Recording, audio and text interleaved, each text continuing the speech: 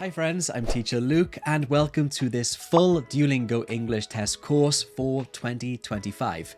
This course covers all of the question types that are currently on the exam, so you will be fully prepared if you watch this whole video. This is quite a long video, so if you look down here somewhere, you'll see where each lesson begins and finishes. That way you can jump around as you please. The Duolingo English test has changed a lot since I made my last full course here on YouTube, so I hope this video is helpful. Well, let's get started with lesson 1, which is all to do with the new read and select question type. I'll see you there right now. Today, we're going to take a look at the new read and select vocabulary question on the Duolingo English test. It looks like this on the exam.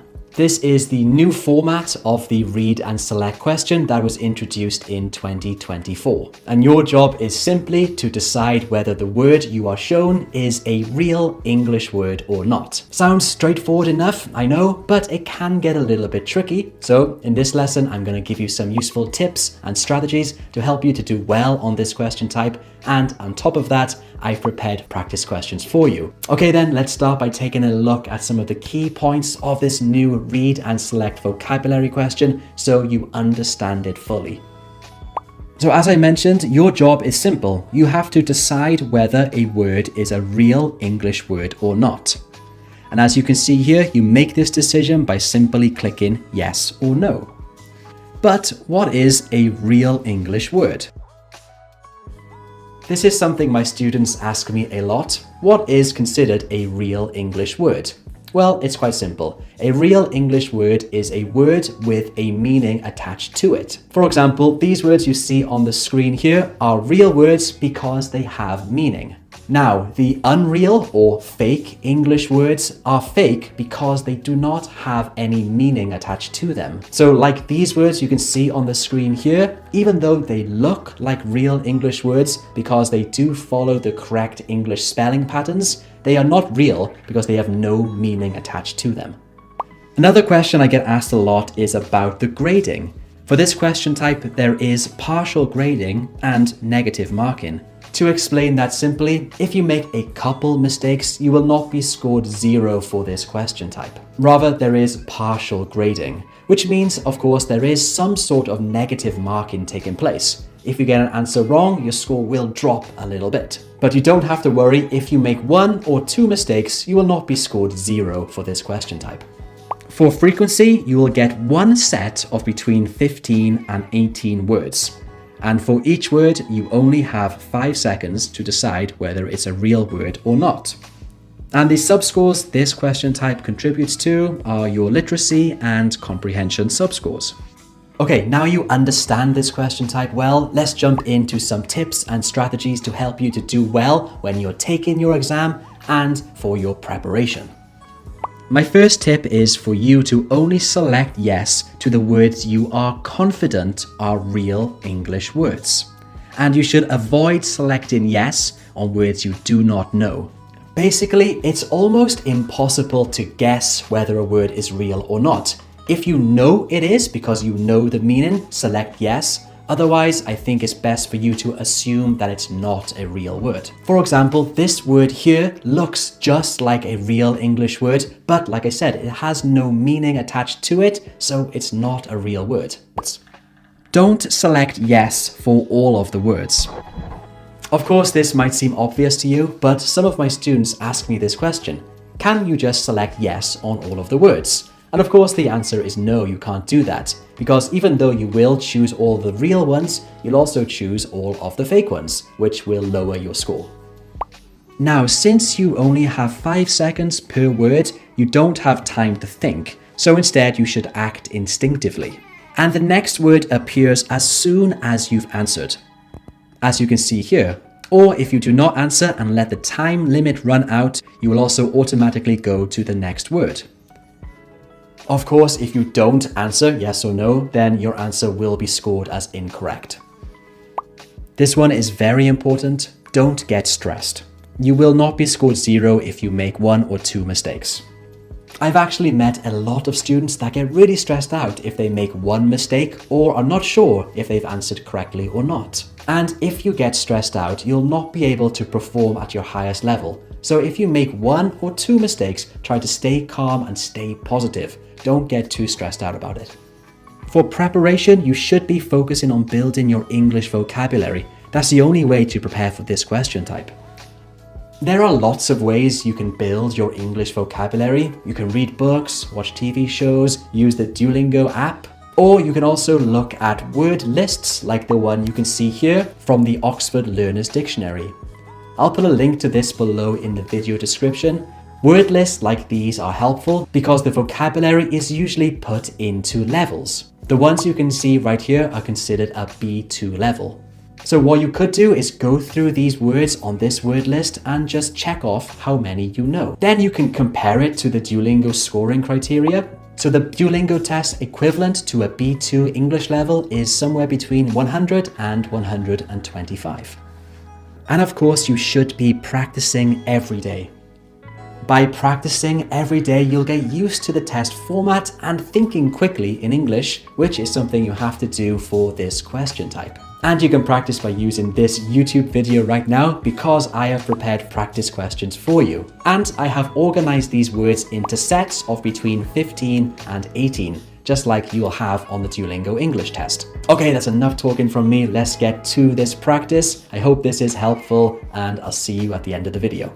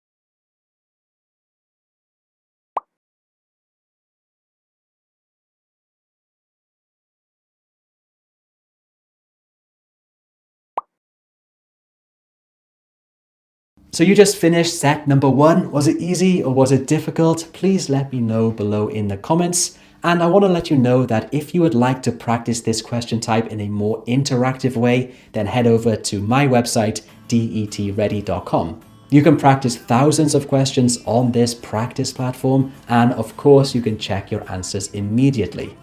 DET Ready has all of the questions on the Duolingo English test, including the newest ones that were introduced in 2024. So if you're interested, there's a link below in the video description, or head straight over to detready.com.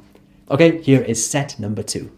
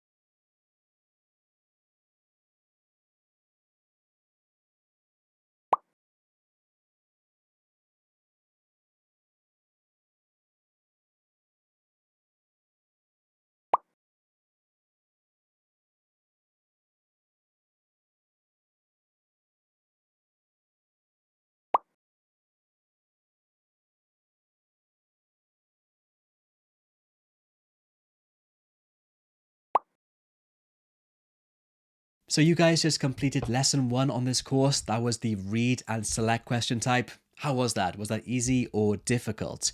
Now, before we move on to lesson 2, I just want to introduce DET Ready to you because I think it could be very helpful in your Duolingo test preparation. The first way DET Ready can help you is with our practice platform that you can see right here. This practice platform has thousands and thousands of sample Duolingo English test questions and answers. So you can take the sample questions with the correct time limit and check your answers immediately. Over 500,000 students have used our practice platform to help them to boost their score, and I think it can be really helpful for you too. The next way DET Ready can help you is with DET VIP. When you sign up to VIP, there are lots of things you can do to help boost your score. Firstly, you can take these full courses that you can see right here. These courses cover strategies for all parts of the Duolingo English test, and you get PDFs to download to help you to study. Next up, you can take live lessons with me where I go over strategies live in an interactive way. You can chat to me and I will give you feedback on your answers. I teach these live lessons twice a week, and it's a great way for you to chat with me and get some real feedback from an expert teacher.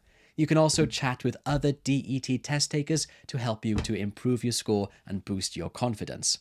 And finally, when you become a VIP member, you also get 30 days access to our practice platform for free. So you get the courses from VIP, the live lessons from me, and all the practice you need from our practice platform. That's why we call it VIP. So if any of these interest you, head over to detready.com or click the links below in the video description.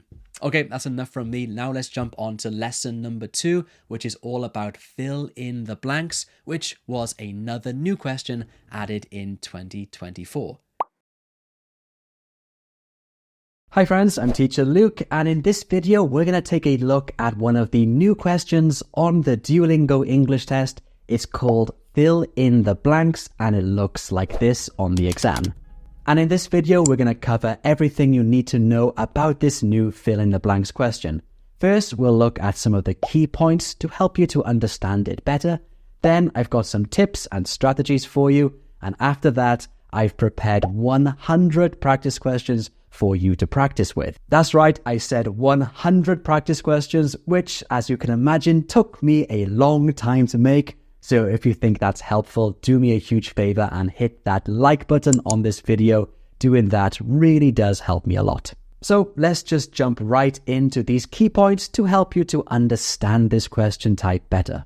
Fill in the blanks question type looks like this on the Duolingo English test. Your job is to read a sentence and complete the incomplete word. Now, that might look easy enough, but it can be a bit challenging. When you take your test, you'll get one set of between 6 and 9 sentences to complete, and these will all come one after another. And as I mentioned, there is one incomplete word which you have to complete. The word has been partially completed, and your job is then to complete the last part of the word, which is testing your vocabulary knowledge within context. And you only have 20 seconds to complete each sentence, which of course is not long at all. Your answer per sentence is either scored as correct or incorrect. There is no partial marking per sentence for this question type. So if you make a spelling mistake, then your answer will be scored as incorrect. Also, all incomplete words will be marked as incorrect as well, but that's pretty obvious. And this fill in the blanks question contributes to your literacy, comprehension, and overall score. So those were the key points. Now let's jump into some really useful tips and strategies to help you to ace this question. My first tip is to always read the whole sentence before you begin typing. And I recommend this to all of my students simply because by reading the whole sentence first before rushing and beginning typing, you will get a full idea of the context, and that will guide you to complete the incomplete word. And once you've read the full sentence, I recommend that you try to answer instinctively. Since you only have 20 seconds to complete each sentence, you do not have much time to strategize or analyze. So instead, trust your first instinct and try to answer instinctively. However, if you have read the full sentence but you still have no idea what the word can be, then you can look for some clues. Some clues, for example, by looking at the topic of the sentence, you might be able to guess what the word could be, or you can look for synonyms or collocations. You can also consider the word type. Is it an adjective, adverb, verb, noun?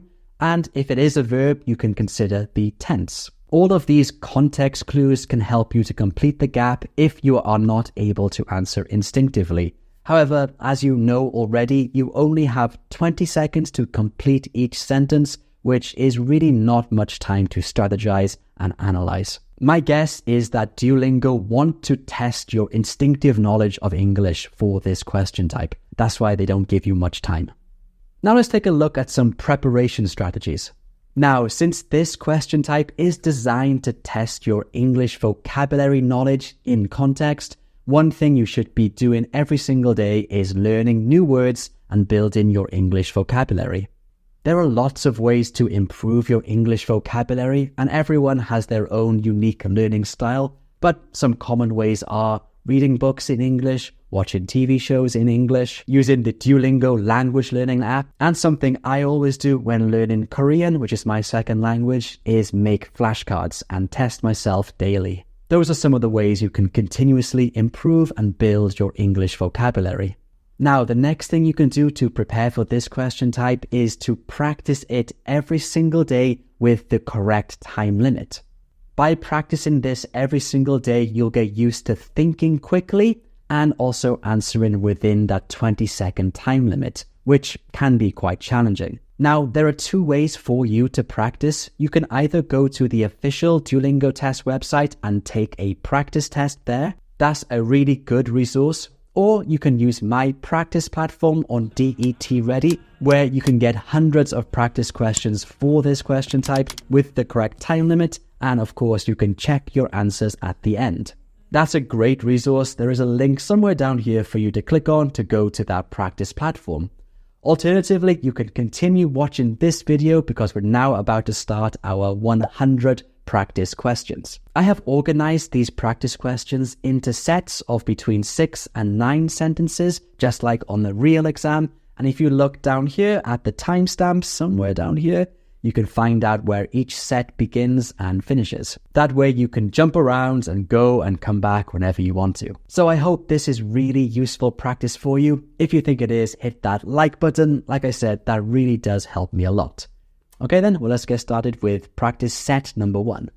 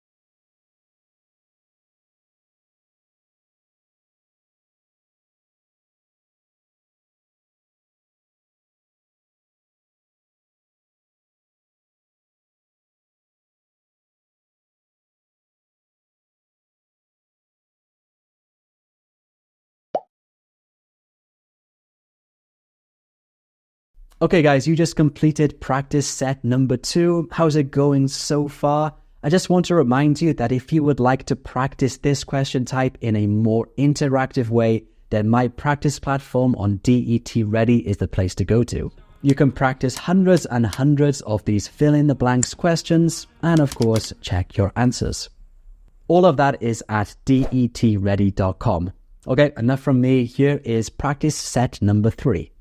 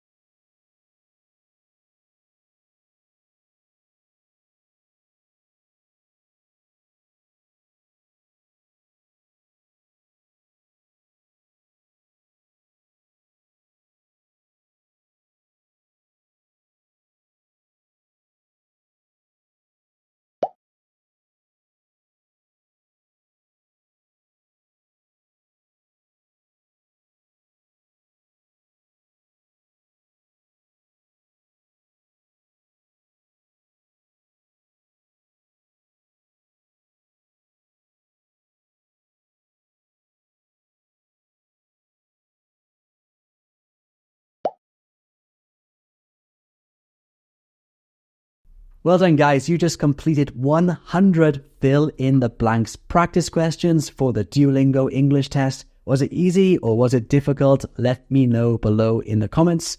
And now I recommend you watch this speaking video here next, because it will help you to describe a photo really effectively, which is a pretty hard question on this Duolingo test. So I'll see you here right now. Hi friends, today we're going to take a look at the listen and type question type on the Duolingo English test. It's the dictation one, and it looks like this on the exam.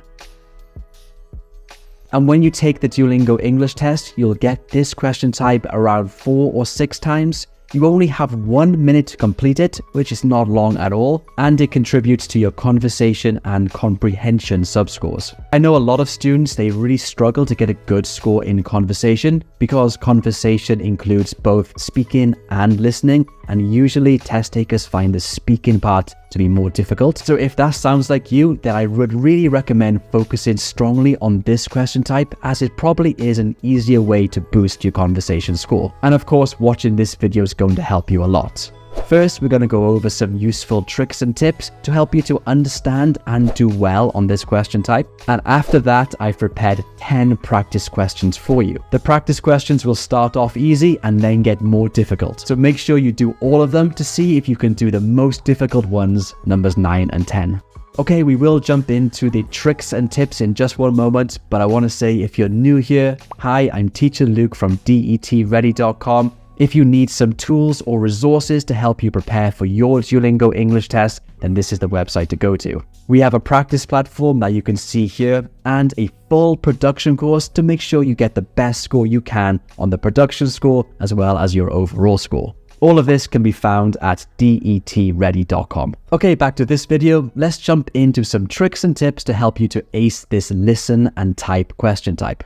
The first thing you need to know that it is essential that you type out every word you hear. This is a dictation question type, so your job is to type out exactly what you hear. It's not about making guesses or answering or responding, it's simply typing out what you hear. Every word, even words like articles and prepositions. When you're taking the official exam, when this question type appears, the first listening will automatically play. And it's important that you know that it will play automatically so you can be mentally prepared for that. For the first listening, it's important that you try very hard to type out as much as you can, especially content words.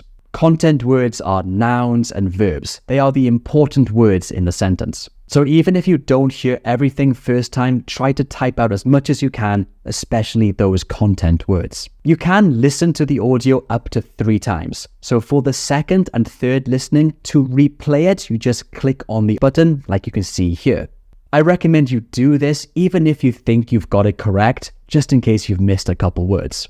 And for the second and third listening, you want to use what you've already written to guide you. Try to fill in any missing words, probably words like articles and prepositions. These words are normally unstressed in English, meaning they're spoken either very quietly or very quickly. So use the second and third listening to catch words like that or any other words you missed. You are allowed to erase words and change your answers, as I'm doing here. Your score will not be submitted until you click the next button or the time has run out. The next point is important. You should know that the sentence can either be a statement or a question. And remember that the grammar and punctuation will change depending on whether it's a statement or a question. So use all of your English knowledge here. And of course, correct punctuation is important. Always start with a capital letter and finish with a full stop or a question mark, and pay attention for commas. In the past, I have made a lesson focusing on how to use commas correctly. Check the video description to watch that video. And even though you only have 1 minute, I do strongly suggest you leave around 10 seconds to have a quick proofread and fix any grammar or spelling mistakes. It's very easy to make a mistake here, especially because the time limit is so short. So it is vital you leave some time at the end to check for any mistakes. And last up, you should practice frequently. This goes for all of the questions on the Duolingo test, but especially this one, because I believe you can improve greatly if you get used to listening and typing as quick as you can. To improve your typing speed, there's a great website I use. It's called 10fastfingers.com. On this website, you're provided with lots of typing tasks to improve your typing speed. And all of these words are, of course, in English, so you'll get used to typing quickly in English.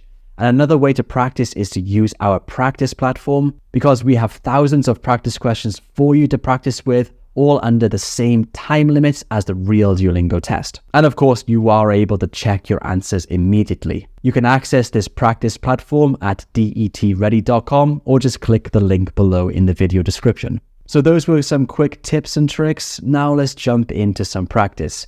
As I mentioned, I've prepared 10 questions for you. They'll start off easy and then get more difficult. Let me know how well you do below in the comments. Okay then, well, let's just start with question number 1. He started his presentation right on time.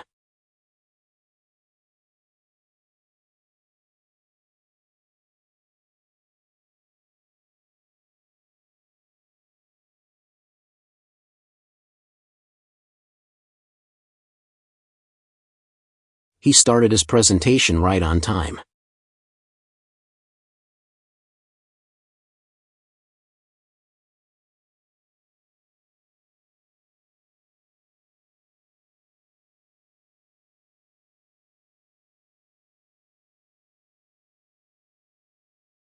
He started his presentation right on time.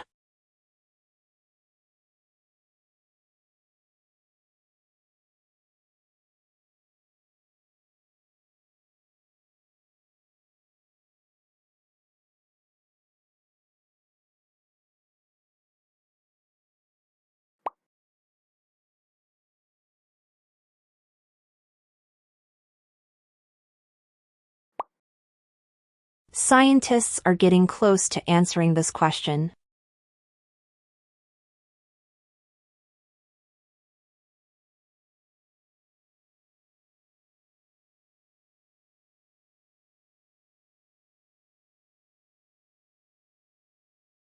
Scientists are getting close to answering this question.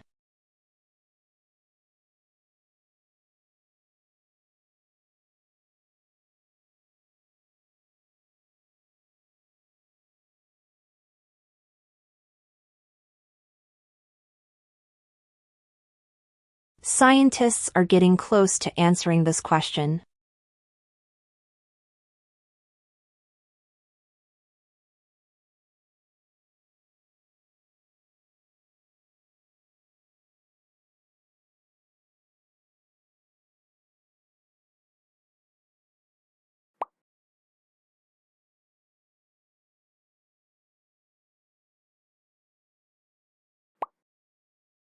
Economic development needs to be supported by the government.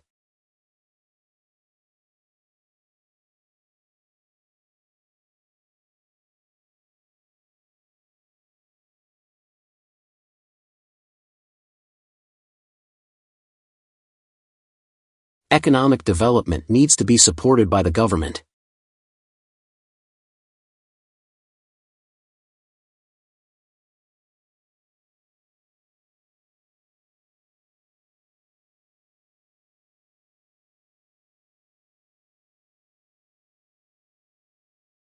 Economic development needs to be supported by the government.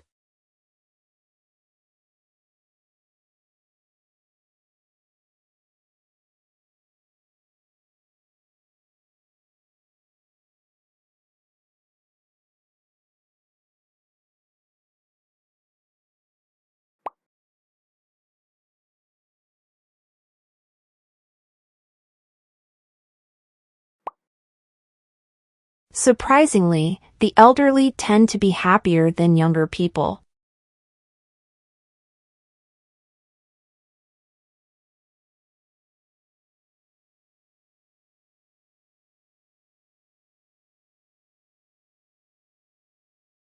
Surprisingly, the elderly tend to be happier than younger people.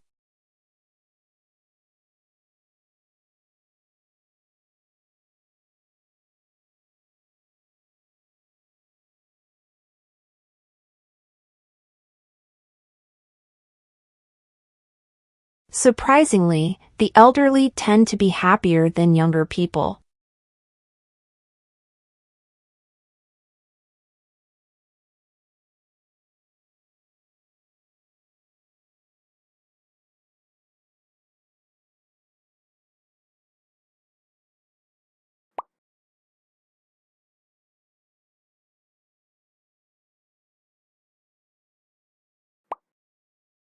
The final year will consist of 4 taught courses and 1 project.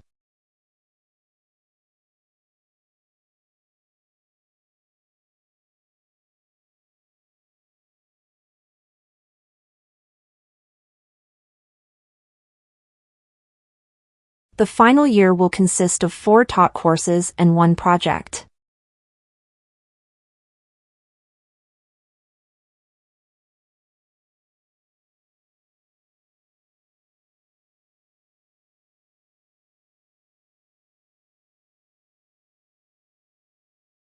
The final year will consist of 4 taught courses and 1 project.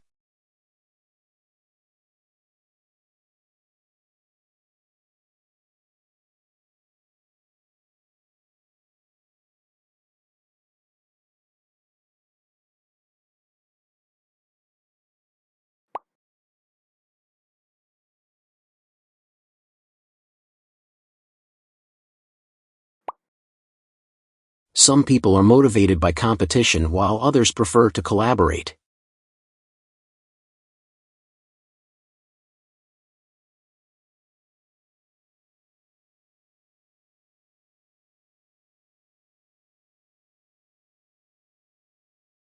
Some people are motivated by competition while others prefer to collaborate.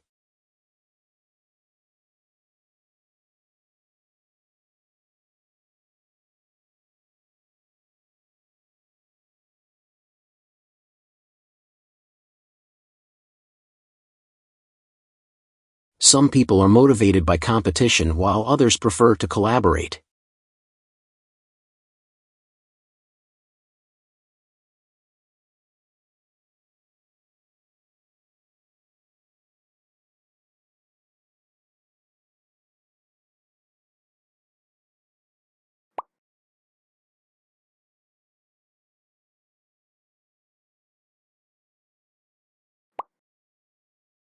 Although I have not taken a computer programming course, I can write code very well.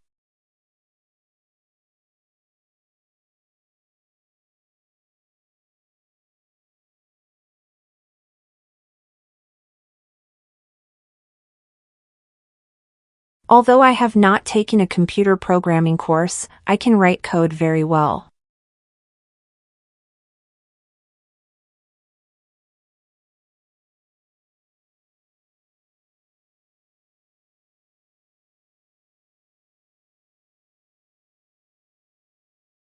Although I have not taken a computer programming course, I can write code very well.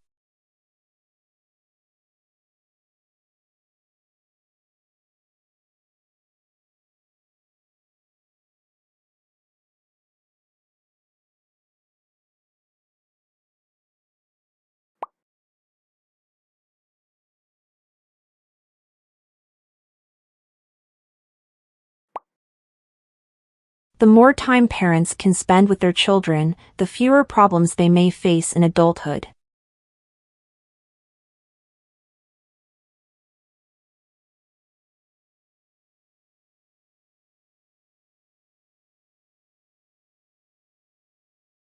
The more time parents can spend with their children, the fewer problems they may face in adulthood.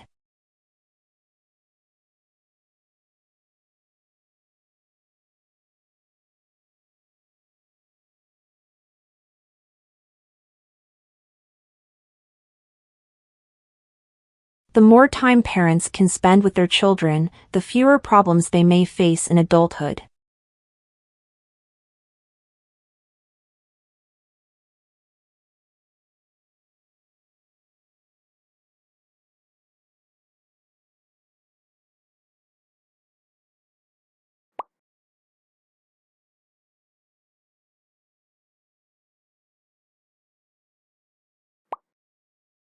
Regular exercise and a balanced diet are essential for maintaining good health and preventing various chronic diseases.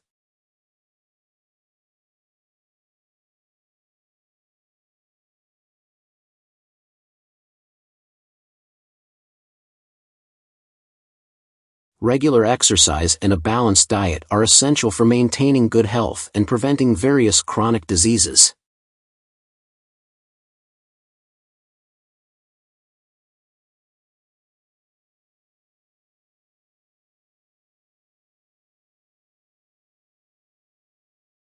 Regular exercise and a balanced diet are essential for maintaining good health and preventing various chronic diseases.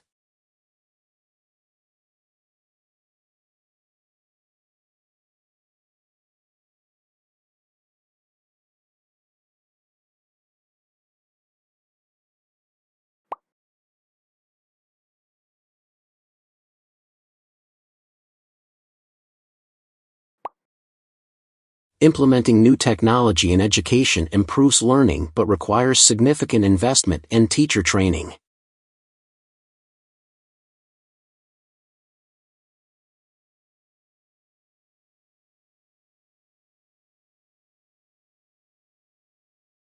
Implementing new technology in education improves learning but requires significant investment and teacher training.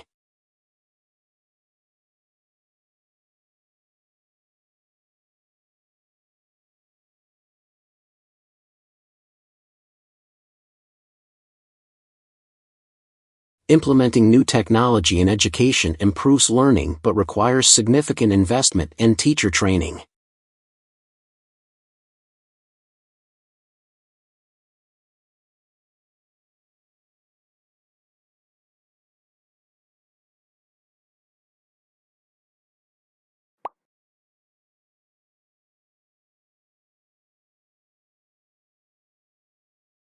Okay, well done. You just completed 10 practice questions. Was that useful? If you think it was, put a heart emoji below in the comments to let me know. Now I recommend you watch this speaking video here. It's all about the speak about the photo question type, which is a really hard one on the exam.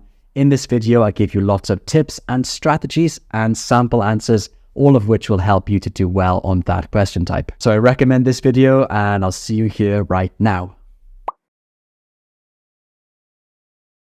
Hi guys, I'm Luke, an expert Duolingo English test teacher, and today we're going to look at the read aloud question type.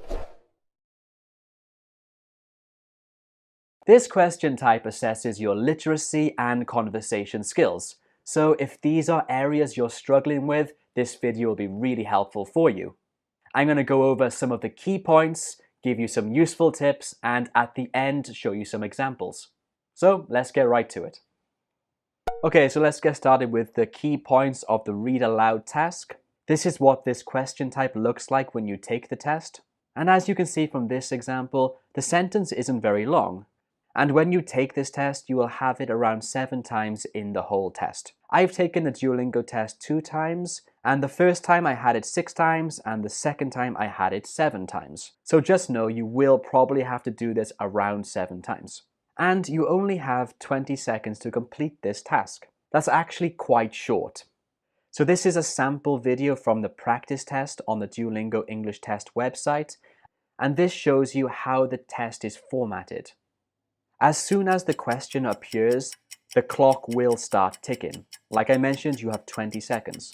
I recommend that you spend the first 5 to 7 seconds reading this silently in your head as preparation. And then when you're ready, click record now. Then you read the sentence out loud, and when you have finished, you click next. This all happens really quickly. 20 seconds is very short. So as soon as you see this task, you have to be mentally ready. Before I go on, if you think this video is useful, please give it a thumbs up and subscribe to my channel. It really does help me a lot. Okay, back to it. And like I mentioned before, this tests your reading and speaking skills. So in the sub-scores on the Duolingo English test, that would be your literacy and conversation sub-scores. And you're scored on 3 things: content, fluency, and pronunciation. And that's what we're going to do in this video. I'm going to show you the different ways to improve your score in these three aspects: content, fluency, and pronunciation. By the end of this video, you'll know exactly how to answer this question type. So let's get started with content. So for content, it's quite simple. You simply just have to read exactly what's written down. However, some students make mistakes. So these are my tips. I call them the 3 don'ts. First, don't add words. Sometimes, for some reason, students, when they're reading this, they actually add an extra word. If you do that, you will lose points for content. For example, some student might say, "If you need help to get in another job, I'll help you with that." So avoid adding extra words. The second don't is don't omit words. Omit simply means skip. Sometimes students skip words when they're reading. On test day, a lot of students are very nervous and they try to read too quickly. If you try to read too quickly, you're more likely to omit or skip a word, so be careful with that. And the third don't is replace. Don't replace words. Replace here means change. You can change the word completely, or you could change the form of the word. For example, if you need help getting another job, I'll helping you with that. Of course, that is wrong. You can't do that. You have to be careful to read exactly what is written down. So that's it for content. It's quite straightforward. You have to read exactly what is written down. However, on test day, when the clock is ticking and you're feeling nervous, a lot of students make these mistakes. They add, they omit, or they change a word.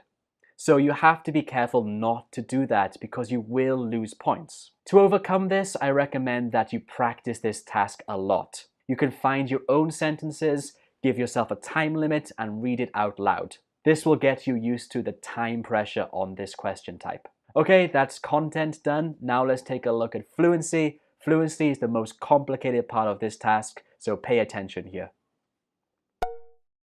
When thinking about fluency, you have to consider these 4 aspects: speed, sentence stress and rhythm, connected speech, and pausing.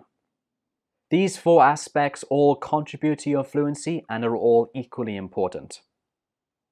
Let's talk about speed first. A lot of students ask me, do I have to speak really quickly to get a high score on this question type? And the answer is simply no, you don't have to speak really quickly. Of course, speed and fluency are related, so it is a little bit important. But if you speak too quickly, it makes it very difficult for you to be understood, and on top of that, you might lose points on content as well. Because if you're focused just on speaking quickly, you might do some of those don'ts. You might add, change, or omit a word. So my recommendation is to just speak at your natural pace. Not too slow, but also not too quickly. Like I said, you don't get extra points just for speaking quickly. Okay, well now let's take a look at sentence stress and rhythm. Sentence stress and rhythm are closely related. And there are 3 basic rules we need to follow. First, remember that content words are stressed. Content words in a sentence can be the main verb, the noun, adjective, adverbs, or the negative auxiliaries like don't, aren't, or can't. These are the words that are usually stressed in a sentence. On the other hand, function words are not stressed. Function words are basically the grammar words. These include pronouns, prepositions, articles, conjunctions, and auxiliary verbs in the positive form.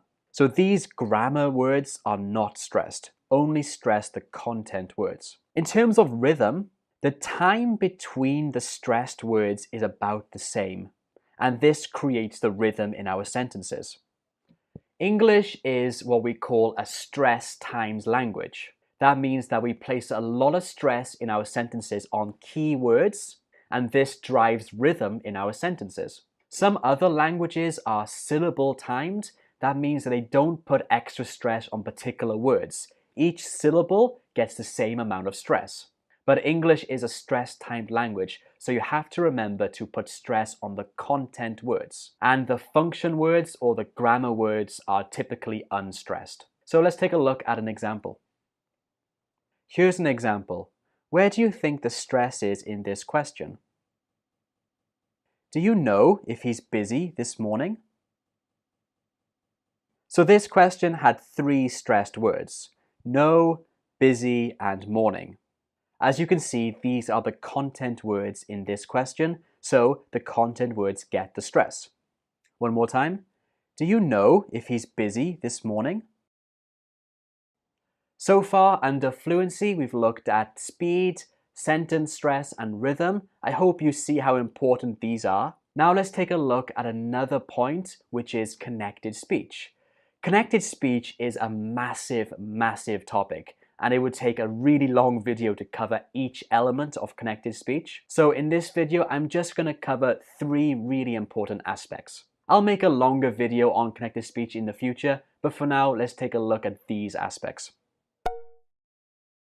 So the three aspects I want to look at are weak and strong forms of words, contractions, and linking. I think these three are essential for getting a good score on this question type. Okay, so let's start with strong and weak forms. The strong form of a word is just what we discussed earlier with sentence stress. The content words get strong forms. They are stressed. But a lot of words take the weak form. When words take the weak form, they use this sound here, uh. And usually it's the function, the grammar words that take this weak form. Let me show you some examples of this weak form. But in the weak form is more like but or just buh. Can is kun. Have is have. And is un. A is an, un. The, than, thun. It's really important to remember that these function words, these grammar words, they almost always take the weak form when we're speaking. If you make them strong, then it actually can change the meaning of the sentence, which sometimes can be useful, but on this Duolingo English test, it's not that helpful. So remember that these function words will take the weak form. Let me show you an example. So here's an example. Star Wars is good, but it's not as good a movie as people say. So, did you notice the four examples of weak words in this sentence? They were ba, us, and us. Again, notice here that these are all the function or grammar words, so they take the weak form. Star Wars is good, but it's not as good a movie as people say. So I know this video is a bit complicated so far, but this question type, the read aloud question type, does test your fluency, and so far all of these elements are related to fluency. If you find it confusing, please go back and watch it again. Now let's take a look at another one, which is contractions. Contractions is a bit simpler. Okay, so basically contractions are when two words join together. Here are some quick and easy examples. I will becomes I'll, he is, he's, he has, he's, she would, she'd, we have, we've, it had, it'd. Of course, there are more combinations than the ones I've just shown you, but these are the most common. It's usually when a pronoun and a function word join together. I've noticed that sometimes in a Duolingo English test, they actually put the contractions in writing. So you will see I'll as in I apostrophe LL. This is really helpful, so you don't have to make a guess, you just have to read it the way it's written. But other times it's not like that, and you have to know these contractions so you can read it very naturally. Okay, now let's look at the last element of connected speech, and it is linking. Okay, so for linking, let's just take a look at an example. Here's the same sentence that I showed you earlier. Where is the linking in this sentence? Star Wars is good, but it's not as good a movie as people say. So I hope you noticed 5 different examples of linking here. Now, this is how linking works. When one word ends in a consonant sound, but the other begins in a vowel, that consonant links to the next word. For example, warses, warses. Star Wars is good. Star Wars is good. This rule is quite simple and it's found a lot in other languages too. However, linking can be a bit more complicated. Take a look at the last one, movie as. So movie, of course, ends in a vowel, e, and as begins in another vowel, which is the schwa, When one word ends in a vowel and the other begins in a vowel, then we have to add a consonant in between. The consonant can either be ya, wa, or in British English also r. So in this example, movie yas. Ya is the sound that links these two words. To quickly review, for linking there are two types, consonant to vowel and vowel to vowel. For consonant to vowel, the last consonant links to the next vowel. For vowel to vowel, we have to include another sound. That sound can be ya, wa, or in British English, r. So that's connected speech done for this task.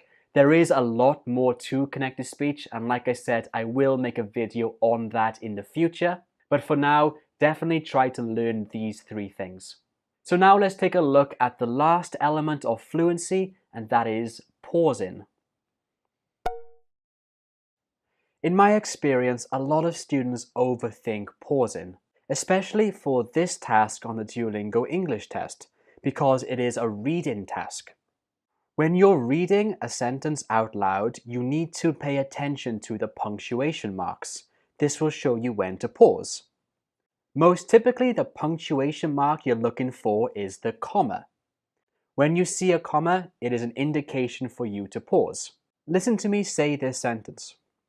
If you need help getting another job, I'll help you with that. This comma was an indicator for me to pause here. When you pause, don't pause too long, just pause slightly. Listen to me say this one more time. If you need help getting another job, I'll help you with that. So did you notice that it was just a slight pause? However, it was a pause and you need to be sure to do that. So the rule for pausing is really simple. When you're reading, just make sure to pause for a short while whenever you see a comma or a period. Mostly in this question type, you will only be given one sentence to read. And if that sentence is long, it's very likely to include a comma or two. So use those commas as indications of when to pause. Okay, and that's fluency done. We looked at speed, sentence stress, connected speech, and pausing. All of these elements are essential to fluency. So when you practice, make sure to pay attention to all of these. Now let's take a look at pronunciation. In this section, I'm going to focus on the pronunciation of single words rather than whole sentences. Whole sentences is more in the fluency category. So let's take a look here. So for pronunciation, there are four main elements we need to think about. Vowel sounds is a very important one, in particular, long and short vowels. For example, the long and short E, sit and seat, fit, feet, and so on.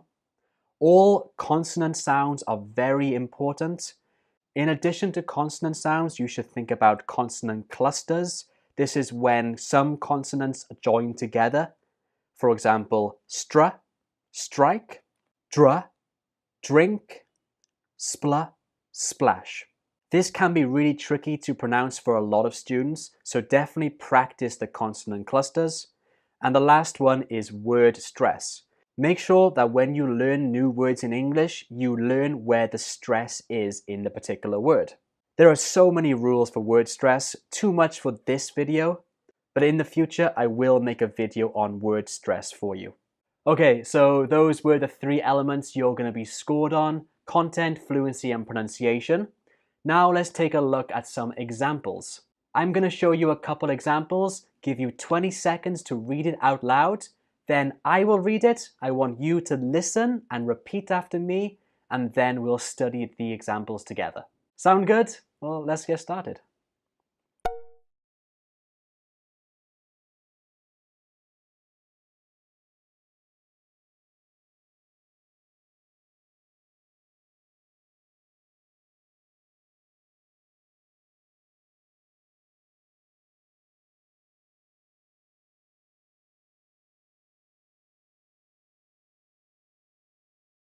If I'd known about the party, I would have come. If I'd known about the party, I would have come. In this sentence, there are some useful features.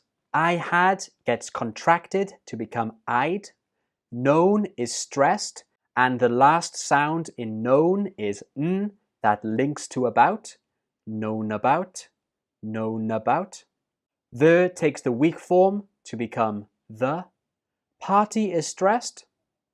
The comma indicates a place you should take a break. I would have can be connected to become I'd have, or you can say it I would have. Both are acceptable. And the last word come is the main verb, so it does get the stress. One more time.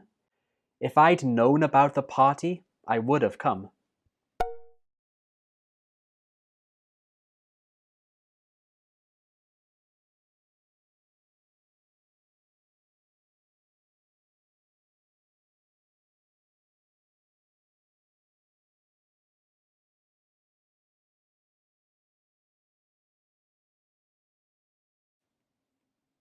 I'll ask him to come over as soon as possible. I'll ask him to come over as soon as possible. In this sentence, I will gets contracted to become I'll. The L sound at the end of will links to ask, and ask gets stressed. So altogether, it sounds like this. I'll ask. I'll ask. To takes the weak form, ta. Come and over link. Come over. Come over. Over is also stressed.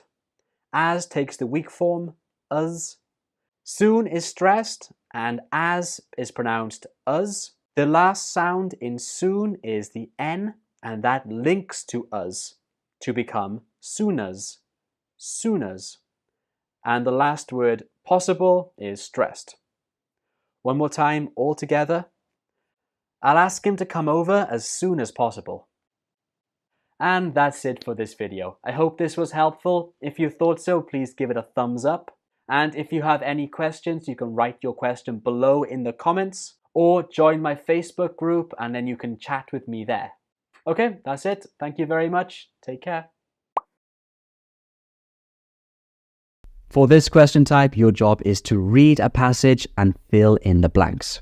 The passages are quite short, normally around 100 words or a bit less. Most of the passages I've seen have been non-fiction, so factual reporting, but there might be some fiction-based or story-based text in there as well. Let's talk about some quick tips and strategies. It's very important that you read the title and the first and last sentences before you begin typing. The reason being is that the title and the first and last sentences will be complete. There will be no gaps in these sentences. So by reading those first, you'll get an understanding of the context and the topic of the passage. This will help you to activate your vocabulary related to the topic to complete the blanks. My suggestion is that you complete all of the words you know first. So read it through and type out the words you are sure and you are confident you know. At the start, I don't recommend you waste time thinking about the words you are not sure of. Just complete the ones you are confident you know. And once you've completed it once, you read the passage again and try to fill in the words you missed. And you use context clues to help you to complete the gaps of the words you don't know. Context clues could be topic information or grammatical knowledge.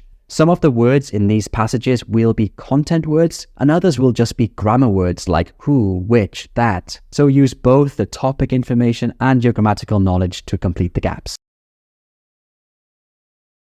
Hi friends, so there's a new question type on the Duolingo English test and it's called interactive listening. On the test, it looks like this. Since this is a new question type, I'm sure you have lots of questions about it. So in this video, I'm going to teach you about the key points and give you some really good strategies to do well on this question. And at the end, I've got some practice questions for you. But very quickly, before we start that, if you're new to this channel, hi, I'm teacher Luke from DETready.com, and we're here to help you prepare for the Duolingo English test. So if you're looking for some tools to help you prepare, that's a great website to go to. Let's jump right into this new listening question. First, I'll go over some key points to help you understand what it's all about. For this question type, you have to participate in an academic conversation. The key word here is participate. So as you go through this question type, you are one of the people in the conversation. I believe this makes this question very engaging and much more realistic than the other listening questions that are on like the IELTS or TOEFL, where you just listen as a passive listener. In this question type, you are active and you are participating in the conversation. And your job is to listen and select the correct answers. As you can see here, there will be 5 multiple choice options and you choose the correct answer. And in total, you'll answer between 5 and 6 questions. And you get 4 minutes to complete them. So basically on the exam, it looks like this. And as you go through the conversation, you're listening to a person and then answering multiple choice questions based on the conversation. And another key thing you need to know is that you can only listen once to each part of the conversation, because once you've moved on to the next part, the listening actually appears as text. So you only get to listen once, which does make this question kind of difficult. But the text appearing like this is a really good thing because you can refer back to the text, which can help you to answer the following questions. So there are some positives and negatives. Next up, the listening part of this question type contributes to your comprehension and conversation scores. And after the conversation, you have to write a short summary. After you've finished the listening questions, you can reread the conversation and then click next to go on to the summary, just like this. I will discuss this summary with some strategies in my next video, but for this one, we're going to focus just on the listening part of this question type. So as this question type is a bit complex, let's take a look at a process you can use to answer it effectively. And the first thing you want to do is to always take your time and read about the situation carefully. This is really important because it provides the first context of the conversation. And you'll use this context throughout to understand the listening and to choose the correct multiple choice answers. The very first thing you have to do is pick an option to begin the conversation. I think that most conversations will start like this, where you actually start the conversation by choosing the correct answer rather than listening first, just like in this example here. So you pick the best option to start the conversation, and then you listen to the other person. The other person could be a friend or a professor. Then you go through the whole conversation, listening and selecting the most appropriate responses. You'll have to do this between 5 and 6 times. And as you're going through, the listening file turns into text and you can see the correct answers. And this is very important because after you've completed the conversation, you don't want to click next right away. You want to go through and read the conversation again thoroughly. This is so important. Make sure you don't click next right away. Instead, you do read the whole conversation, because once you've clicked next, you go on to the summary and you can't go back. It's vital that you read the whole conversation.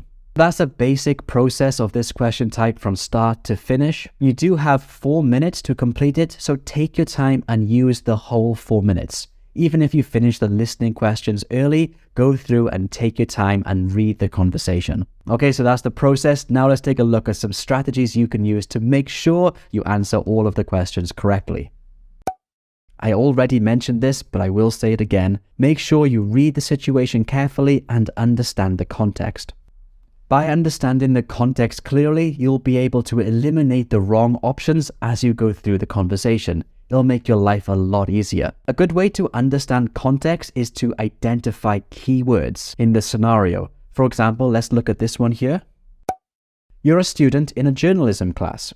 After today's lecture on reporting, you approach your professor to ask them more about what it means to cultivate sources. What would be some of the keywords here to help you understand this context? For me, the keywords are reporting and cultivating sources. You can use those keywords, reporting and cultivating sources, to help you to identify the correct answers throughout the conversation. They will likely come up, or synonyms of these words will likely appear throughout the conversation. The next strategy is to pay attention to the relationship between the speakers. Is it between a student and a student, or a student and a professor? This is very important because the way you speak to your friend or your professor is very different. With a friend, it's going to be very casual, and with a professor, it will likely be quite formal. So for example, again, in this one here, you are talking to your professor. So if you are provided with very informal options in the multiple choice questions, you can eliminate them because you will not speak informally to your professor. My next tip is to identify distractors and eliminate them from your options. Distractors are incorrect options in the multiple choice that are designed to distract you. Distractors could include unrelated topics, exaggerated statements, or answers that seem plausible but don't fit the context of the conversation. As you go through the conversation, try to eliminate all the distractors first so you can just focus on the most relevant options. That will save you some time and make your life a lot easier. Tip 4 is to look out for synonyms.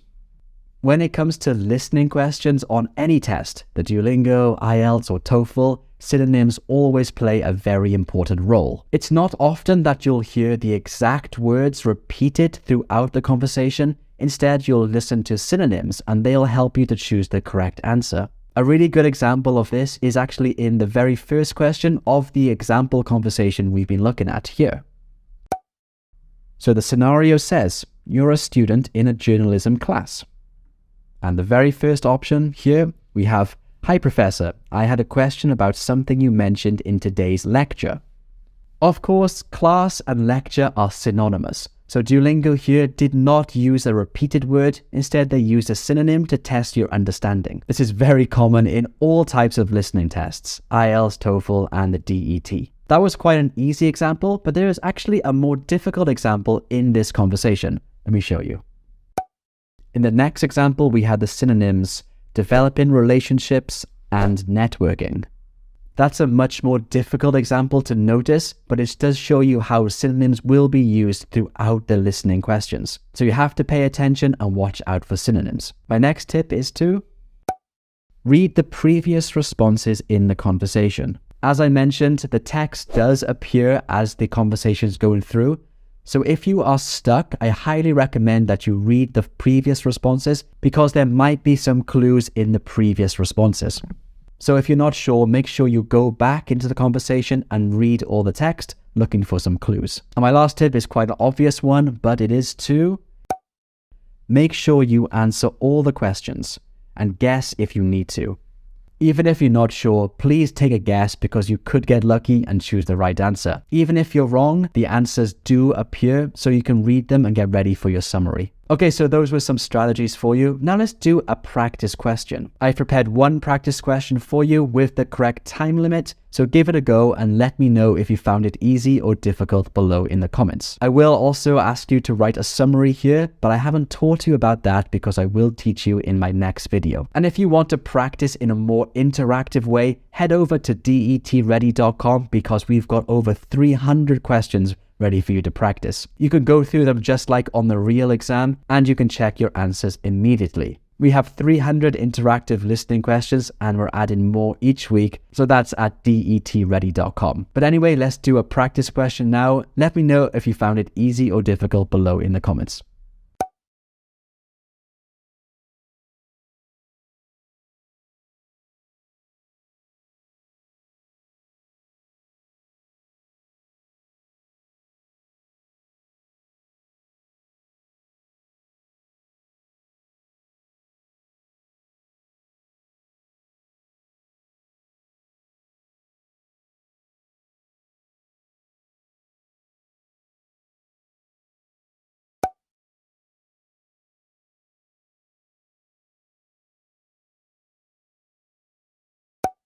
That sounds like a great idea. What do you think the main focus of our study group should be?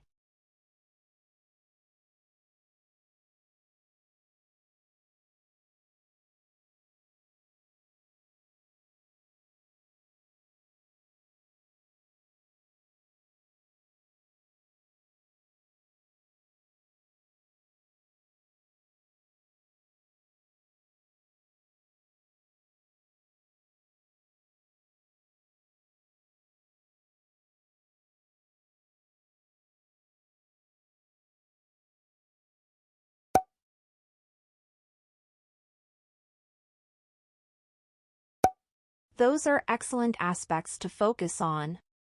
We could also work on developing our arguments and incorporating evidence more effectively.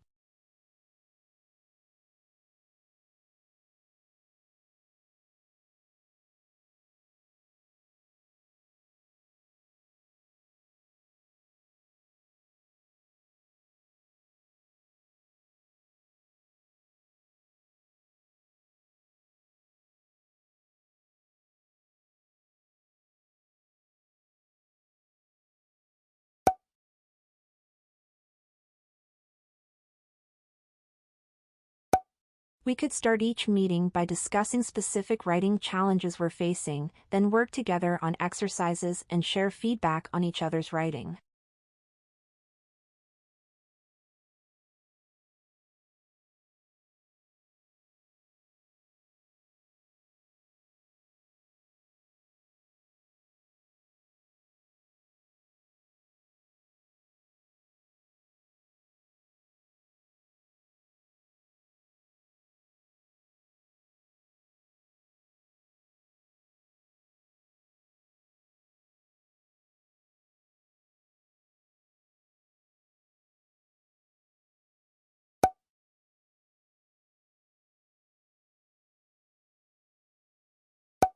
You're welcome.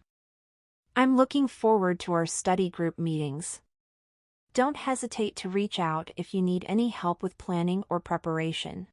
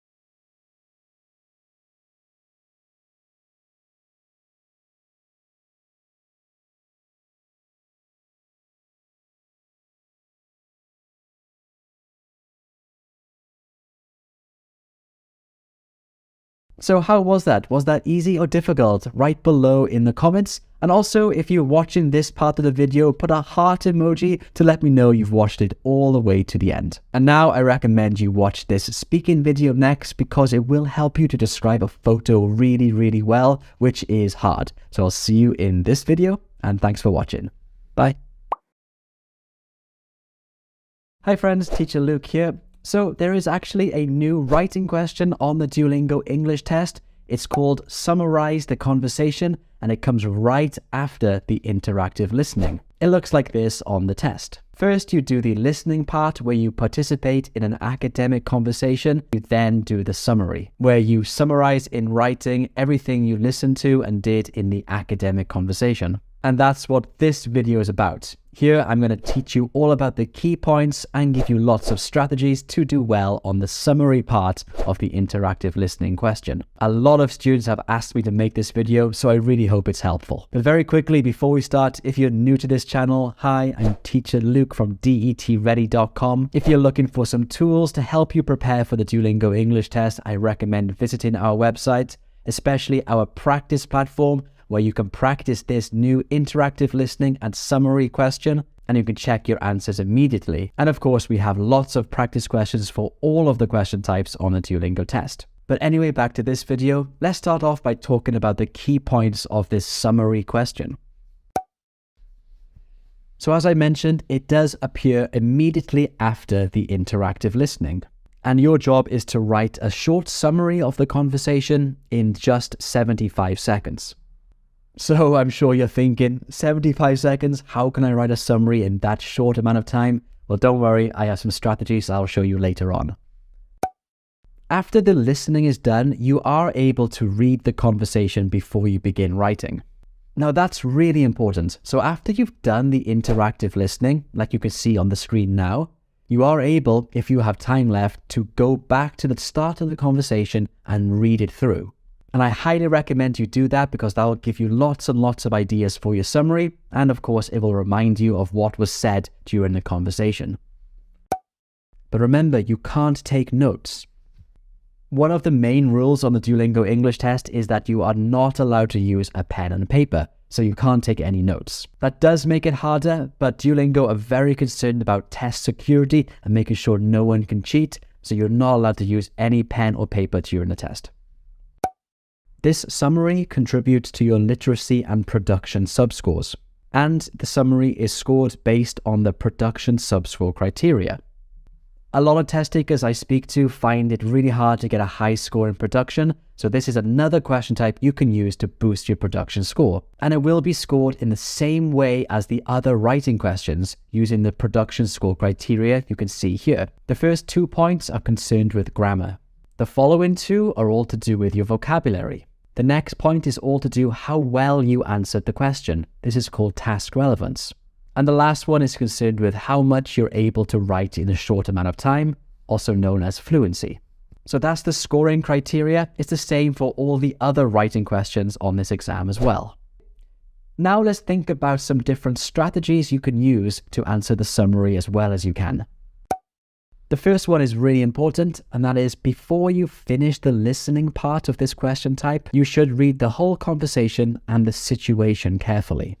So once again, once you've finished the listening part, it looks like this, and you can read the conversation through fully. But I want to stress that you don't just want to read the conversation, you want to really focus on the situation. Because you can easily write your first and even maybe your second sentence just based on the situation provided. Actually, that's exactly what Duolingo do in their sample answer. Let me show you what I mean.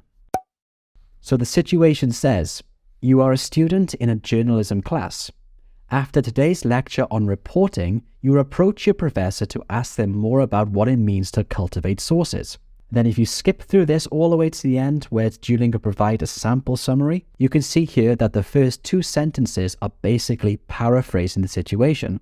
I asked my professor a question after class today. I asked them to explain the concept of cultivating sources as a reporter.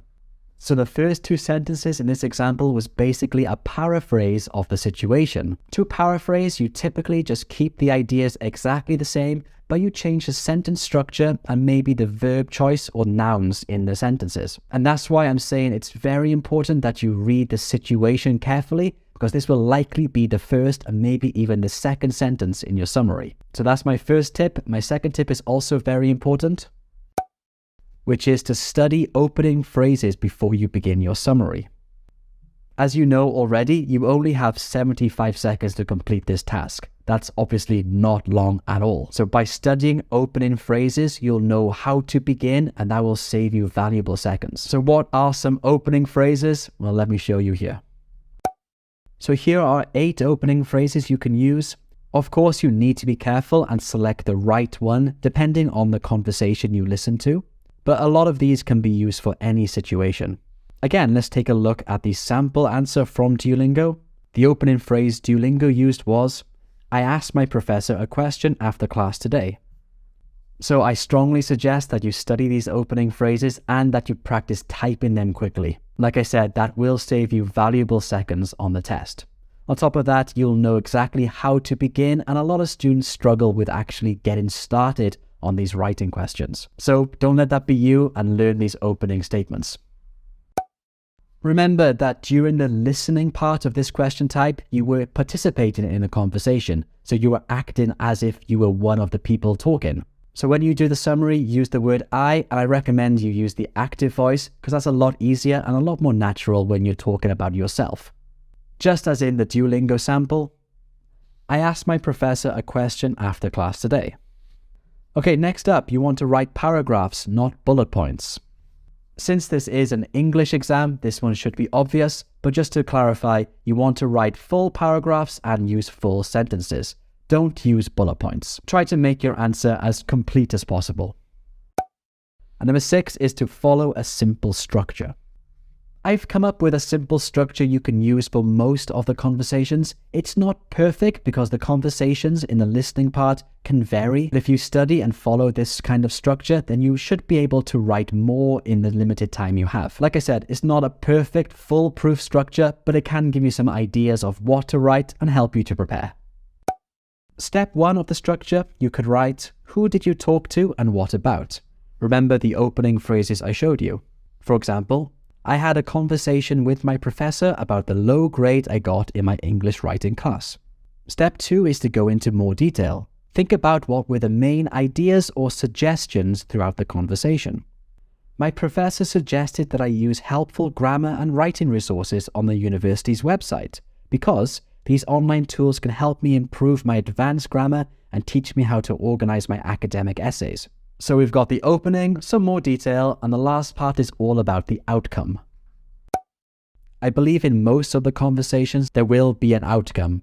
Basically, what did you say you were going to do during the conversation? For example, I agreed with my professor and said that I'd begin using these online resources right away. So that's some basic information and some strategies to do the summary well. If you haven't watched my interactive listening video yet, I recommend you do so right here because the summary and the listening are very closely linked. So I'll see you in this video. One of the writing questions on the Duolingo English test is to write about a photo in 1 minute. And this is challenging for a lot of students because writing about a photo is simply just hard.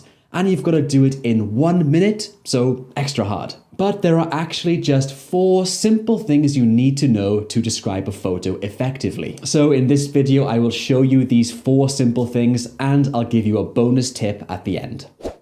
So the first thing you need to know is how to begin your answer. And I recommend you start by using a general summary where you write 1 sentence describing the photo in general. This is quite simple and a good way to start your answer. Let me show you an example of what I mean. So we'll use this photo and a general summary looks something like this. This photo shows a teacher teaching a group of young school students. Another example, this is an image of a group of students and a teacher in a modern classroom. These general summaries are a great way to begin your answer because they're fairly easy to write and it means that you can write 1 sentence quite quickly. And we usually use the present simple or present continuous to do this. There are lots of ways to begin your general summary. In these 2 examples, I used this photo shows and this is an image of. But there are more ways you can begin. Let me show you here. You can say this is a picture of, this picture shows, this image depicts. In this photograph, there is, or there are. I highly recommend that you memorize these statements and you practice typing them quickly. Remember, you only have 1 minute to do this question type, so if you practice typing these statements out quickly, then when you take your real Duolingo test, you can do it and save some valuable seconds. Now let's move on to look at how you can write some more details in your answer. To get a good score, you will need to put some details in your description. And there are a few ways to do this, so let's take a look at these now. One way to add detail to your answers is to describe the actions of the people or the subjects in the photo. Most photos will have a subject, either a person, an animal, a vehicle, something like that. Let's take an example with this photo. Here, the main subject is the teacher, so I will describe what he's doing. He is standing in front of an interactive screen and gesturing politely. I might also want to talk about the students. I could say, the students are listening carefully to what the teacher is saying. Even though this photo was taken in the past, when we describe it, we typically use the present tenses. And when describing the actions of the people or subjects, we will use the present continuous. Like in this example, I said he is standing in front of an interactive screen and gesturing politely. In this sentence, I use the present continuous tense. So describing the actions of the people or subjects in the photo is one way to go into detail, but it's not the only way. The next way is to describe the location of things. This is a great way to add detail to your answer. And to do this, you're going to want to use prepositional phrases. Prepositional phrases are good to include in your answer because they are quite an advanced grammar type. Let's take a look at an example. The teacher is in front of the students who are sat in rows, and there is a large interactive screen behind him. In this example, the two prepositional phrases are in front of and behind. Another example, there is an interactive screen to the left of the teacher and a whiteboard directly behind him. So you can see how describing the location using prepositional phrases can add lots of details to your description. There are lots of prepositional phrases you can use. Here are a bunch of examples. I recommend you take a screenshot of this and study these and practice using them in your descriptions. But that's not all. You can also do one more thing which is quite advanced to describe your photo. And this is to make a speculation or to make a guess. So making a speculation on the photo means that you're guessing what is happening based on the photo. So for example, here is my speculation. He must be an effective teacher as the young students are focusing well on the lesson. So do I know 100% that he is an effective teacher? No, I don't. I'm just guessing or making a speculation based on the photo. But as I mentioned, your speculation or your guess should be closely related to what's happening in the photo. Here's another example. There is a large interactive screen behind the teacher that is likely being used for an educational game. Again, I don't know 100% that is being used for an educational game. I'm just making a guess or a speculation based on the evidence in the photo. There are lots of grammar structures you can use to make a speculation, and a good thing is that typically these grammar structures are considered quite advanced. So if you use them well in your answer, it could boost your score. And here are some of these grammar structures. So to make a speculation about why is something happening now, so in the present, you can use modal verbs like must, may, might, or can't be. You can also use other words and expressions. You might also want to speculate about something that's happened in the past, but affecting the present. In that case, you can use might have, must have, or could not have. These are some examples of modal verbs. There are more, but these are the basic ones. So those are things you can write about in your photo, but now I have a bonus tip for you, and it is to always try to use descriptive language, words like adjectives, adverbs, and prepositions. Using these words will give you extra points because vocabulary is on the scoring criteria. And in my examples so far, I have used lots of these words, but let me show you one more time to remind you. So this is a full answer, and the descriptive language or descriptive words are in orange. So we have young, in front of, politely, effective, well. These are all adjectives, adverbs, and prepositions, which you can use to describe your photo in more detail. Another example, here the descriptive language is modern, in front of, large, behind, educational. Again, useful descriptive words to describe a photo and boost your score for this question type.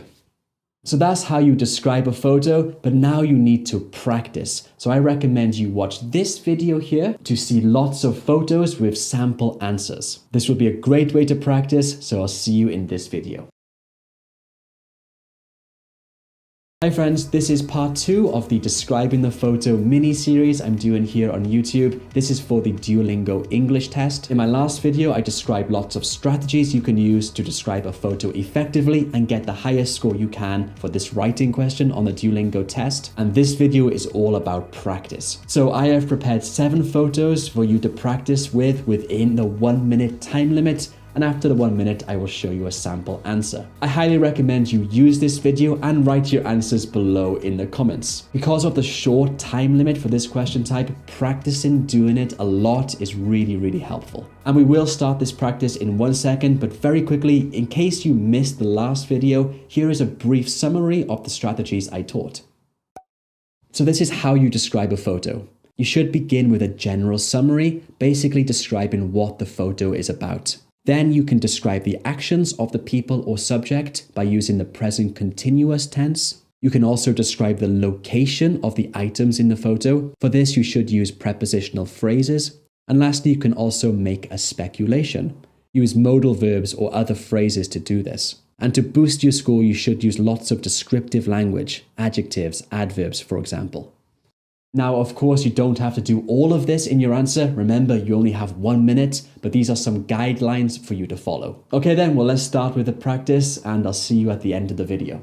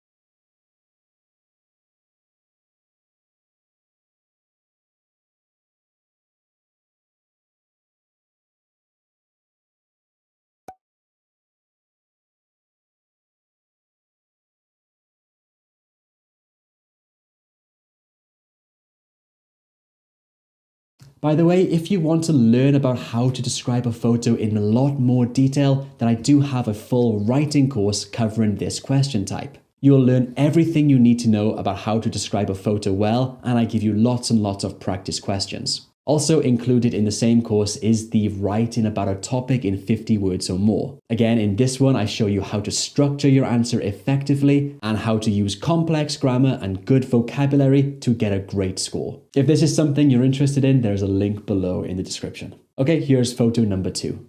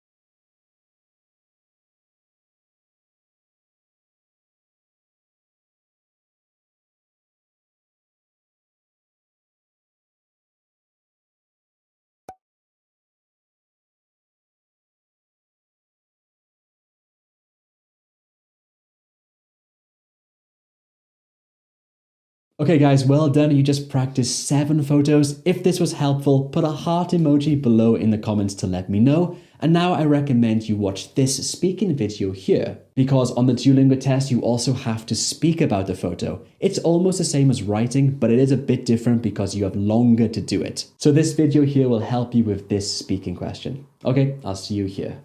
Bye. Hi and welcome to video 2 of this 4-part series where I'm sharing key tips and strategies to help you to ace the most challenging questions on the Duolingo English test. I'm teacher Luke, an expert DET teacher, and in this lesson we're going to focus on interactive writing, which looks like this on the exam. I'm going to share with you 3 super tips to help you to ace this tricky question. So let's just get right to it.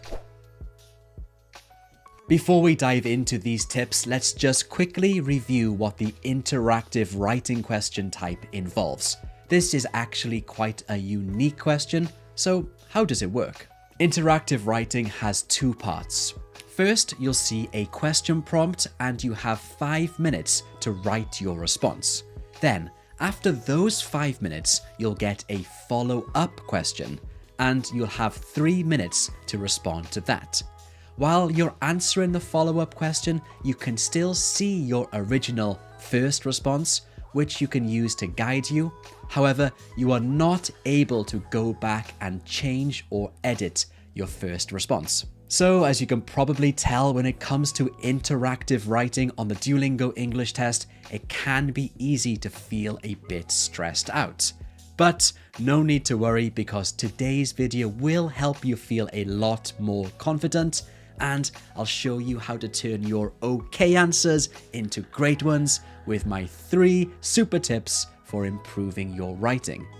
Now, although we'll focus mainly on the interactive writing questions today, you can still use these tips for the writing sample question, this one here. And you can also use these in your general English writing, so these tips will be really helpful for you. So let's just jump right into tip number 1. Remember your structure. Structure is how you organize your answer. What should you write first, second, and so on. And of course, this is critical for scoring well, as you can see here in the scoring criteria. Specifically, this point right here, discourse coherence. It doesn't matter if you use the most advanced vocabulary or write with perfect grammar. Without a clear structure, your score will suffer because your ideas won't seem logical or coherent. Think of it like building a house. You wouldn't start with the roof, right? You need to have the foundation, the walls, and then the roof, or the whole thing will collapse. And the same goes for your writing. So let's break down a simple 3-part structure you can use for any interactive writing question. Topic sentence. Start by clearly stating your opinion or stance. For example, if the question asks whether you agree or disagree with something, you could say, I completely agree with the statement that, or I strongly disagree with the idea that. This makes your position clear from the start and is a good way to begin your answer. There are lots of phrases you can use to begin your answer, and here are 10 more phrases you could use. You can get this PDF by clicking the link below. Let's see how you can use them in a full sentence. This is a real Duolingo English test question, and we'll use this question throughout this video. People are never satisfied with what they have. They always want something more or different. Do you agree or disagree? Why? Give specific reasons for your answer. And a sample topic sentence could go like this. I am in complete agreement with the idea that people are never satisfied with what they have, as I believe it is human nature to always seek more. Now, after you've written your topic sentence, you should move on to the main part of your answer. This can be called the body or the main ideas. Since you only have 5 and 3 minutes to write your answers, you are not expected to write down lots and lots of ideas. Instead, I suggest thinking of 1 or 2 main ideas that are related to the question and support your topic sentence. Then you should develop your ideas with explanations, examples, or even writing about your personal experiences. For instance, you could say, "A strong example of this can be seen in," or "I believe this because." And here are a bunch more phrases you can use. Again, let's see these in a full sentence based on the earlier Duolingo test question. Firstly, people often want more because they tend to compare themselves to others.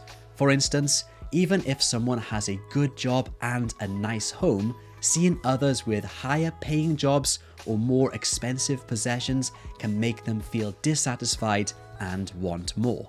Another reason people are rarely satisfied is that achieving one goal often leads to setting higher goals. Personally, after I bought my first car, I was happy at first, but soon after, I wanted a more expensive model, which shows how quickly satisfaction fades. Okay, now moving on to the last part of your answer, which is of course your concluding sentence. You should try to wrap things up with a short concluding sentence that restates your main point but uses different words. For example, you might say, "In summary, it's clear that." This reinforces your position and shows off your vocabulary. And here is an example in a full sentence. In conclusion, people naturally want more because they are always looking to improve and reach new goals, which makes it hard to ever feel fully satisfied. Okay, moving on to tip number 2, use higher level vocabulary. On interactive writing, it's helpful to step up your vocabulary from using everyday words to more academic ones. And if your test is coming soon, a quick way to level up your vocabulary is by swapping out basic words for more advanced ones with similar meanings. For example, instead of saying important, try crucial, significant, or vital. Instead of problem, you could say challenge, issue, or obstacle. And for phrases like "I think," you could say "in my opinion," or "it could be argued that." Using more advanced words will help demonstrate your lexical diversity and lexical sophistication, which, as you can see right here, are on the scoring criteria. Here's a bunch more words you can use. And just a reminder, you can get this PDF by clicking the link in the video description. Okay, moving on to tip number 3, manage your time.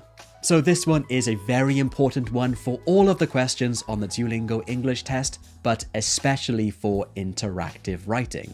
You shouldn't forget that you only have a short amount of time to write your answer, so every second counts. It is very easy to get caught up trying to make everything perfect and then simply running out of time.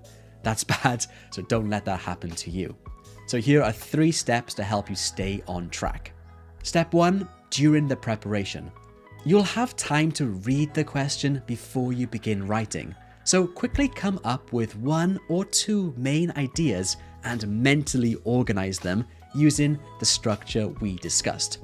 Remember, you are not allowed to use a pen or paper during this exam, so keep your plan and your ideas in your head. Step 2, when writing. I don't recommend writing for the full 5 minutes. Instead, aim to stop a bit early and leave about a minute to go back and proofread your answer. Catching and fixing small mistakes can instantly boost your score, and in my opinion, it's a lot better than using your remaining seconds to write 1 more sentence. Step 3, for the follow-up question. Apply the same strategy here. Write for about 2.5 minutes and then spend the remaining time double checking your answer to make sure it's looking good. Now that we've talked about strategies for structuring your answers and improving your vocabulary, let's talk about your mindset. A strong mindset can make a big difference on test day, so here are a few tips to help you stay calm, focused, and confident during your Duolingo English test. Don't try to overcomplicate your sentences or answers just to sound more advanced. Clear and simple sentences are much better than long ones full of mistakes. So focus on what you know and aim for clear communication. Before you take the test, make sure you're fully prepared by practicing often and learning different strategies. I teach a lot of strategies in my videos, so go through as many as you can, watch them, and learn about the different ways to answer the questions on the Duolingo English test. Stay grounded. Of course, it's normal to feel pressure or stressed out during any test, but try to stay calm because this will help you think more clearly. Trust your preparation and approach each question confidently. If you feel nervous, try to ground yourself physically. Take a sip of water, have a deep breath, hold onto your seat, anything to gather your thoughts and relax. These small actions will help you to stay focused and steady during the test. And there you have it. By focusing on structure, vocabulary, and time management, you'll be well on your way to improving your score on the interactive writing question on the Duolingo English test. Now, I recommend you watch this video right here because it will help you with another tricky question on the exam. It's called Listen Then Speak, and it is a tricky one, so this video will be helpful. I'll see you here right now. Hi friends, welcome to this Duolingo English test speaking lesson. In today's lesson, we're going to take a look at the describe a photo through speaking question type.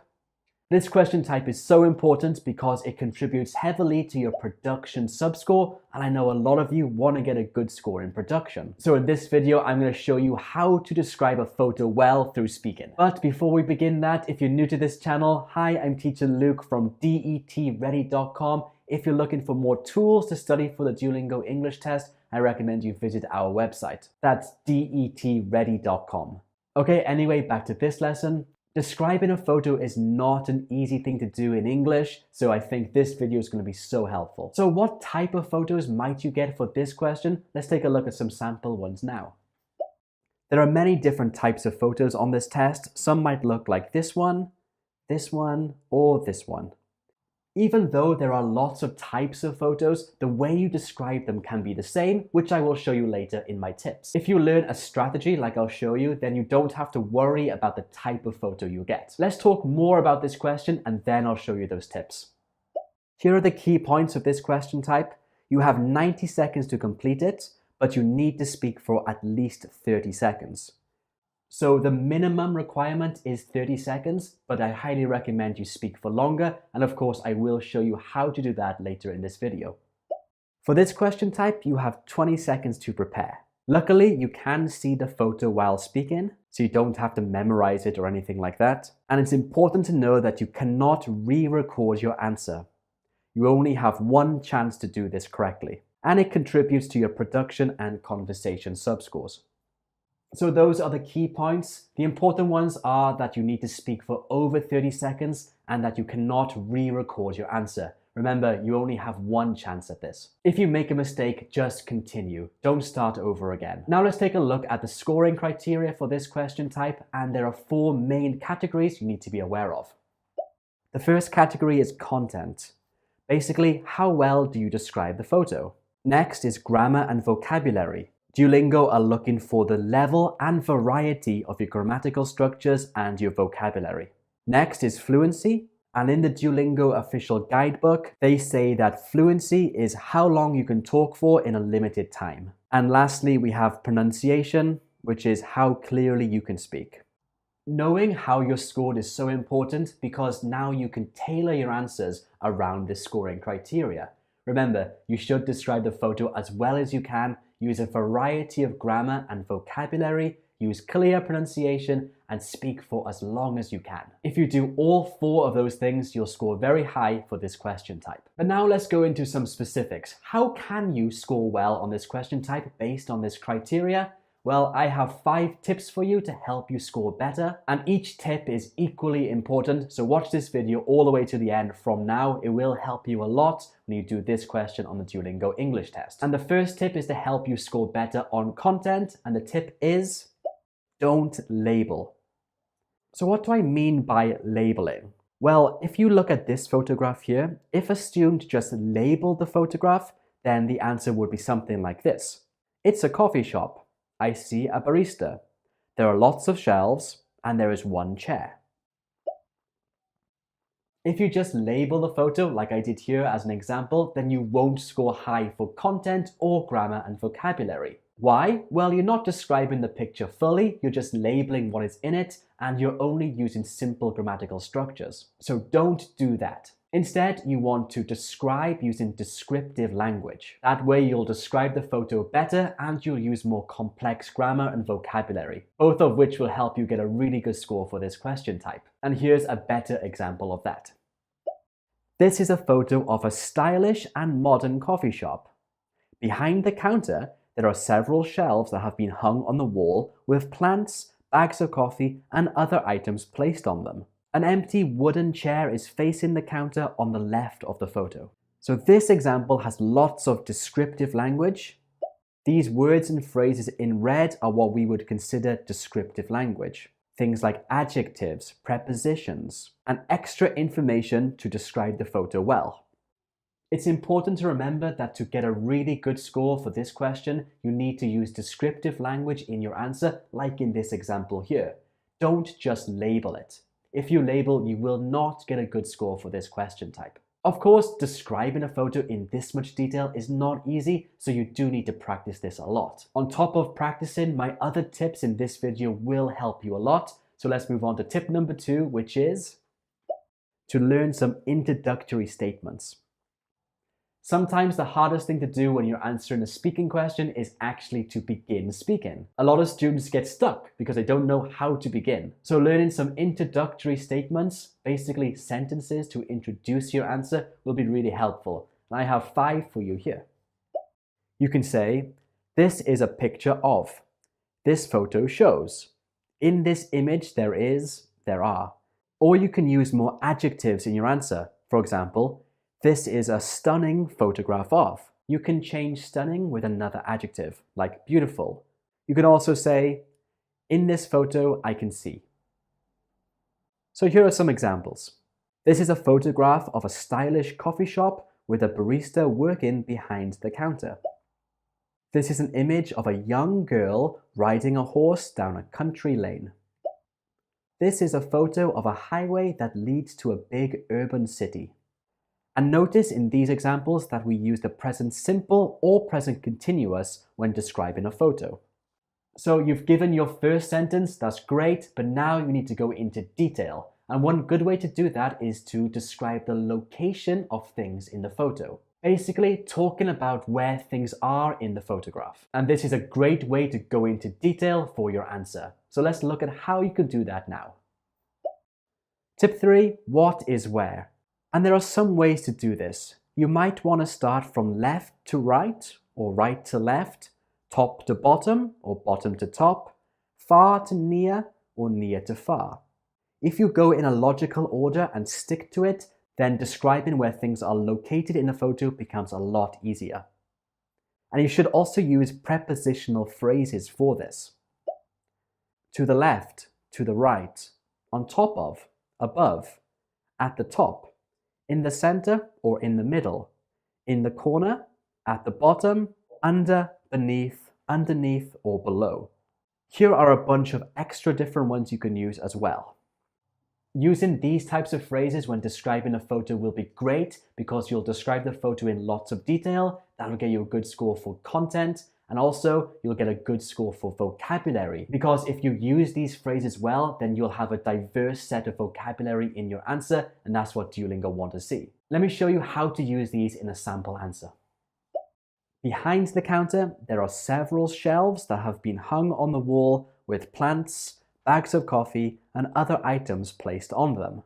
In front of the shelves, a barista is hard at work, probably making a cup of coffee. The menu is written on the tall blackboard, which is to the left of the barista. Also, on the right side of the photo, there's a large coffee machine, and next to it, there are 3 other machines that are used to make coffee.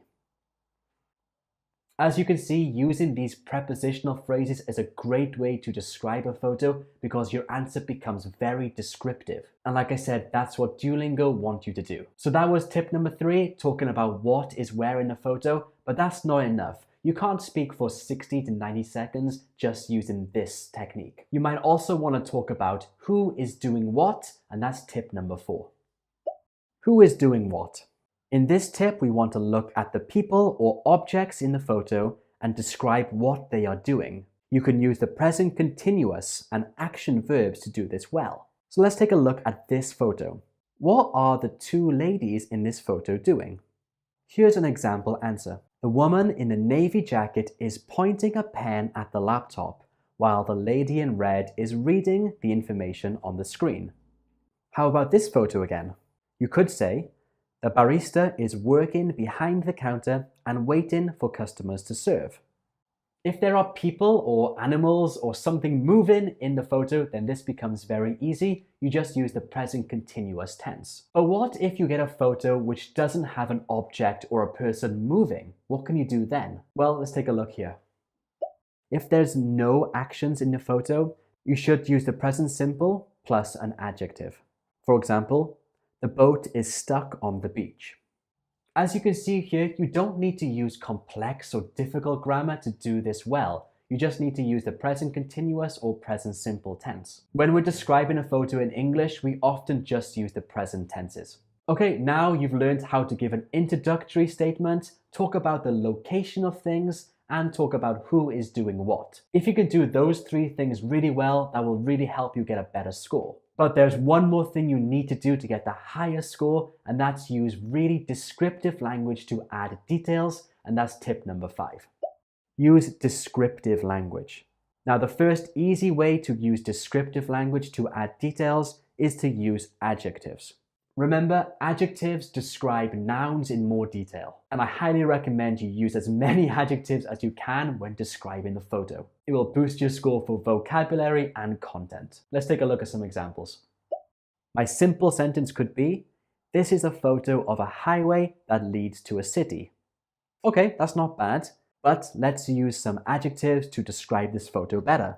For example, this is a photo of a busy highway that leads to a large city. How about this example? This is a photo of a man who is giving a presentation. With some adjectives, your answer could be, this is a photo of a tall man who is giving an important presentation. Using adjectives is a fantastic way to add more details and information to your answer. And you don't need to use complex or really difficult adjectives, just simple ones will do fine. You can also use adverbs as well. Remember, adverbs modify a verb. They give more information about the verb. Let's take a look at some examples. This photo, the beautiful horses are galloping through the green field. With an adverb, you can say, the beautiful horses are quickly galloping through the green field. In this sentence, the adverb is after the be verb. But it can also come at the end of the sentence, like this. The beautiful horses are galloping through the green field quickly. Another example, this is an image of a young girl riding a horse down a country lane. With an adverb, this is an image of a young girl riding a horse carefully down a country lane. Or again at the end of the sentence. Those are 5 tips. Now let's look at a full answer to show you how it's constructed from start to finish. This is a photo of a coffee shop with a barista behind the shop counter. The barista is working, possibly making some coffee, and waiting for customers to serve. Behind the counter, there are several shelves that have been hung on the wall with plants, bags of coffee, and other items placed on them. The menu is written on the tall blackboard, which is to the left of the barista. Also, on the right side of the photo, there's a large coffee machine. And next to it, there are 3 other machines that are used to make coffee. The coffee shop's design is very stylish and natural because the counter and the shelves are made of wood, and the chair in front of the counter is also wooden. Even though there aren't any customers present at the moment, I think it's likely a popular place for local residents and tourists to visit. Now you know how to describe a photo well through speaking, but what about through writing? This video here will help you with that. You'll learn a structure to describe a photo through writing, and I'll show you lots and lots of examples. So click here and I'll see you in this video. Bye. Hi everyone, I'm Luke, an expert Duolingo English test teacher, and today we're going to talk about the speaking tasks. Specifically, the independent or the extended speaking task, where you have to talk about a topic for around 90 seconds. And you have to do this 3 times in the test. You also have to describe a picture. That's a different task, and if you want to find out more information about that, hit this card here. But this video is all about the extended speaking task, where you've got to talk about a topic for around 90 seconds. Usually the topics are pretty simple, things like work, study, music, art, etc.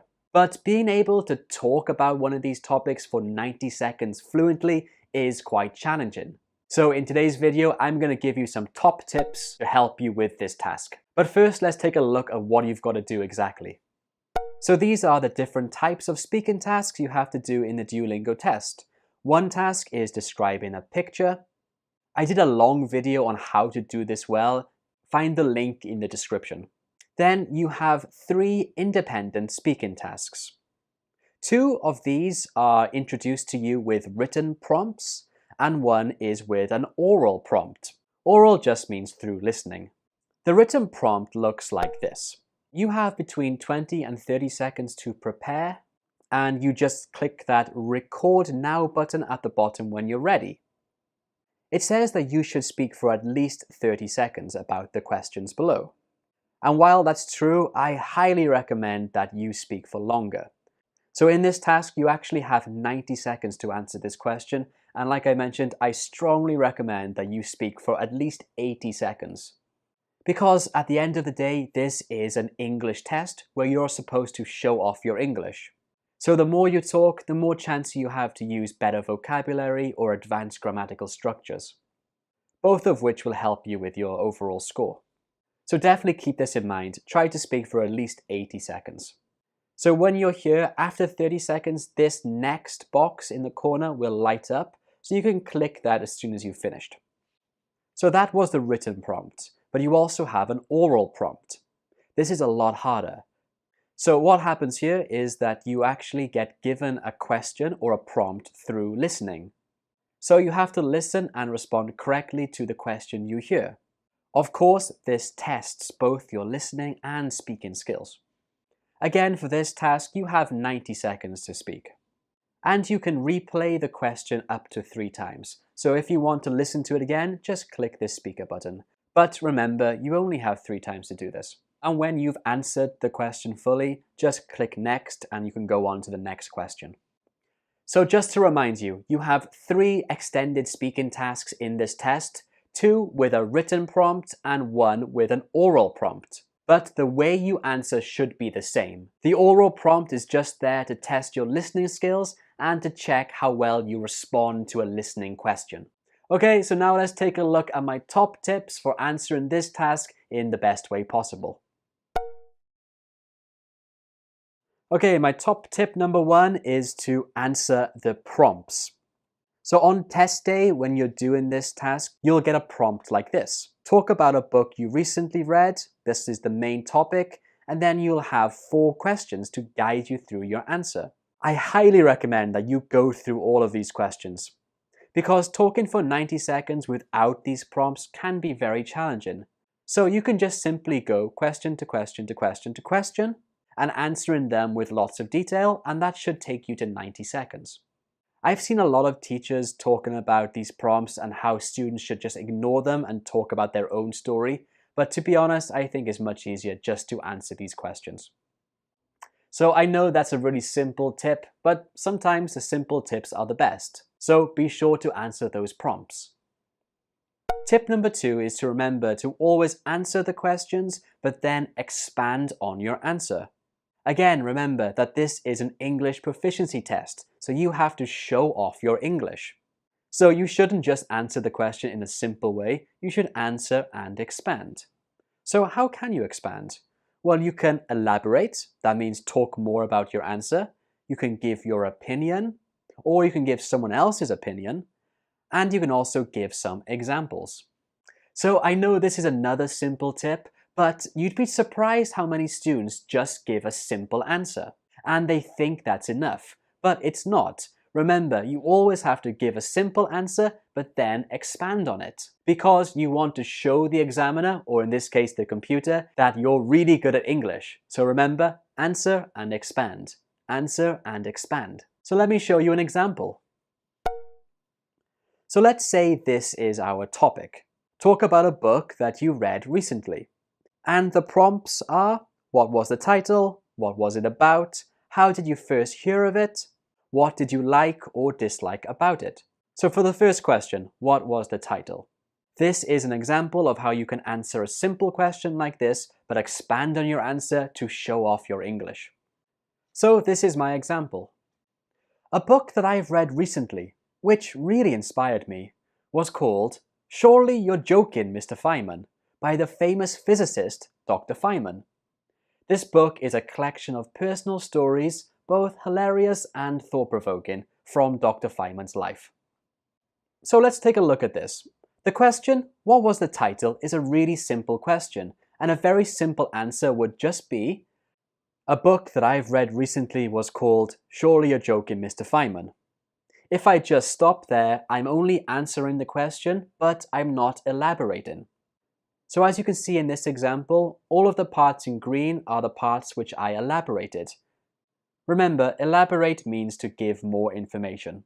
So the parts that I elaborated, I said, which really inspired me. And then I added a little bit more detail about the book. So this is a very simple way to elaborate about this topic, the book. You can talk about the author, or about the genre of the book, and what were your reactions to the book. So this is a good way of expanding the simple question, what was the title? Now let's take a look at the second question, which is, what was it about? So this is also an example answer, and again I elaborated. So let me show you. This book is mainly about all the life lessons that Dr. Feynman learned in his amazing life. For instance, do things that you love as best as you can. As this book is a collection of stories from his life rather than a novel, it doesn't really have a plot. Each chapter covers one important part of his life, such as his time at university or the time when he met Albert Einstein, which, in my opinion, was the most fascinating chapter. So in this section, in order to elaborate, I gave examples. I said, for instance, do things that you love as best as you can. And at the bottom, I said, such as his time at university or the time when he met Albert Einstein. So here, such as provides examples to what I said earlier. Each chapter covers one important part of his life. So as you can see from these two, adding examples is a great and easy way to elaborate. Then the last part, which is in purple, is a way to elaborate by showing your opinion. There are lots of different phrases you can use to share your opinion. In my opinion is the simplest one, but you could also say, as far as I'm concerned, or in my point of view. These are just some examples. So I hope this showed you some good ways to expand on your simple answers. Now let's take a look at tip number 3, which is transition words.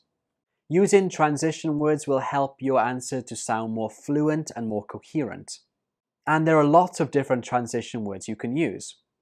If you want to move on to the next question, it's a good idea to use one of these transition words. You can say, okay, turn into the next question.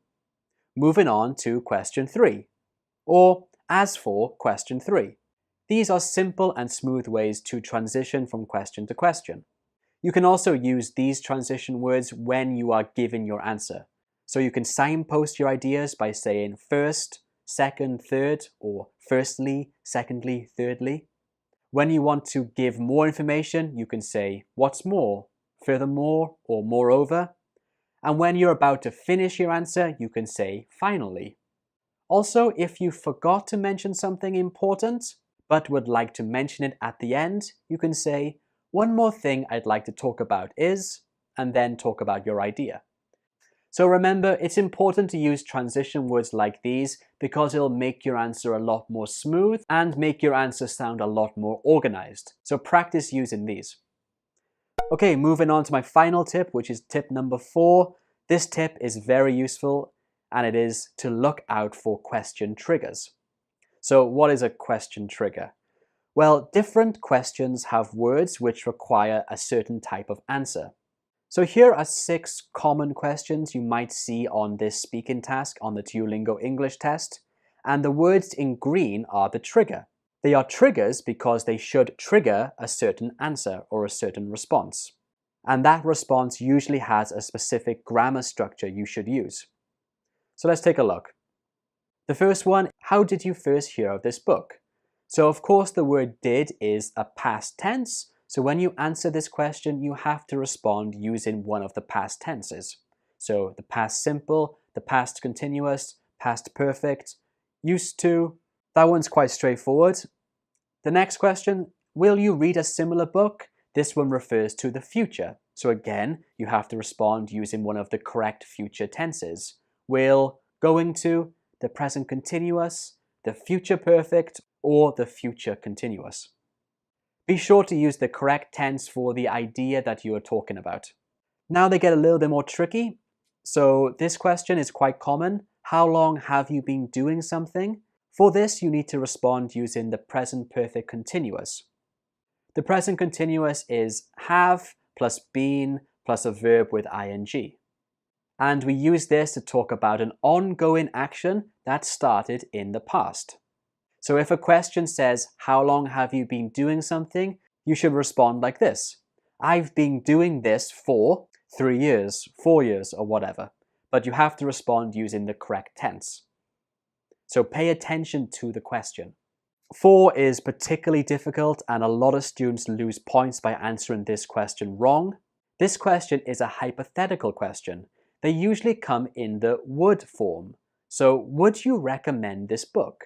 So to answer this correctly, you have to respond in a hypothetical way.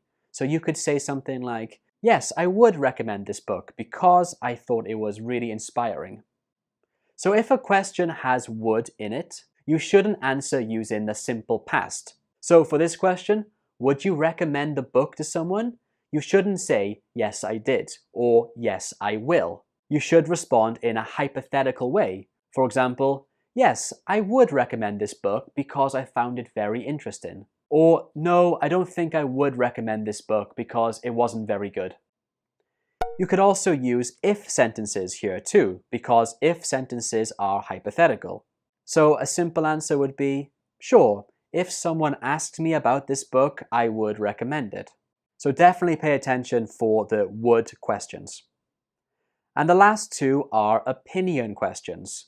For example, why questions, or what do you or what did you like or dislike about something? These questions expect you to share your opinion, so you should use opinion phrases like, in my opinion, from my point of view, as far as I'm concerned. Let's see how this is used in a real example. So let's use the same prompt as earlier. Talk about a book that you read recently. And we'll answer this question. How did you first hear of it? So I could say, turn into the next question.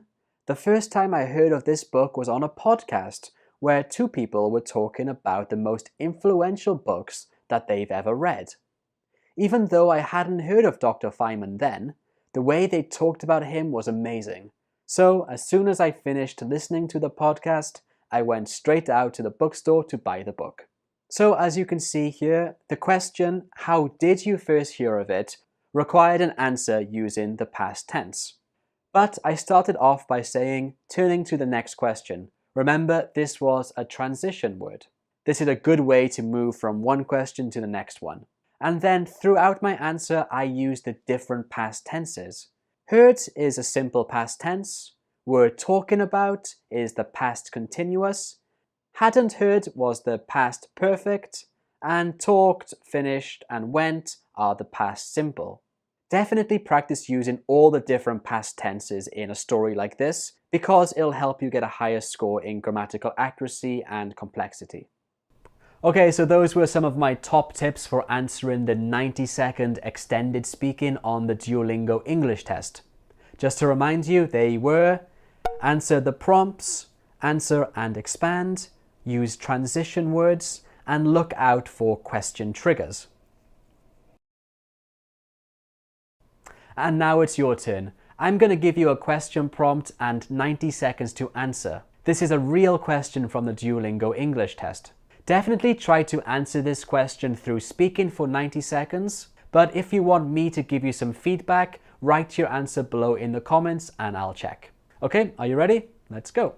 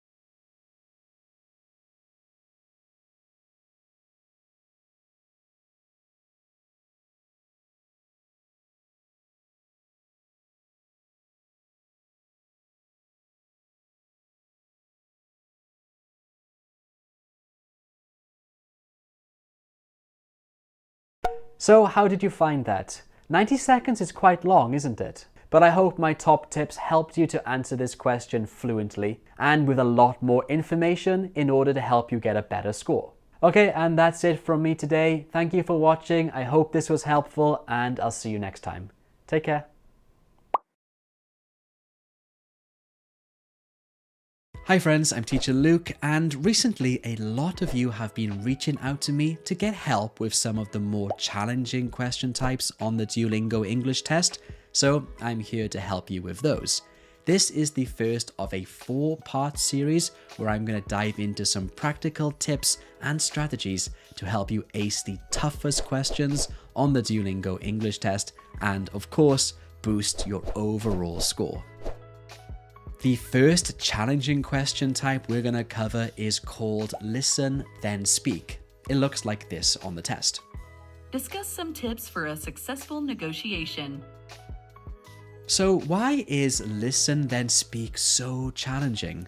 Well, it's a speaking question and you have to speak for 90 seconds, which of course is tough on its own. But beyond that, this question also tests your listening skills. You have to listen to the question prompt and understand it before you begin speaking. For this question type, you will not see the question written down. You have to understand it fully through listening. And to make it even more challenging, you'll get this question type twice on the exam, so it's a really important one to master. All of these factors make the Listen, Then Speak question type one of the most daunting on the test for a lot of test takers.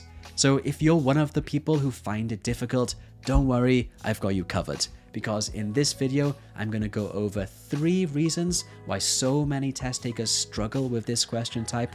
And of course, I will share some strategies to help you overcome these challenges. Okay, well, let's get right to it. Not understanding the question. The first common pitfall is failing to understand the question prompt.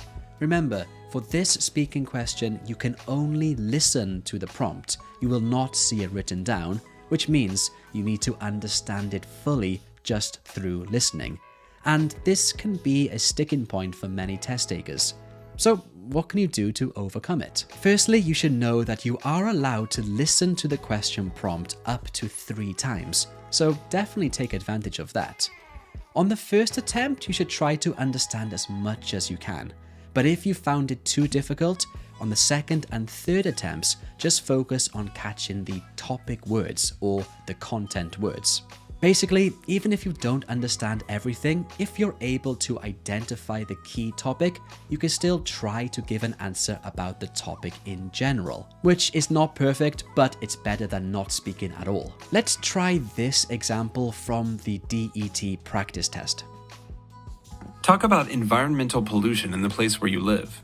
What causes it, and what are the effects? How can it be controlled? Were you able to understand the entire question?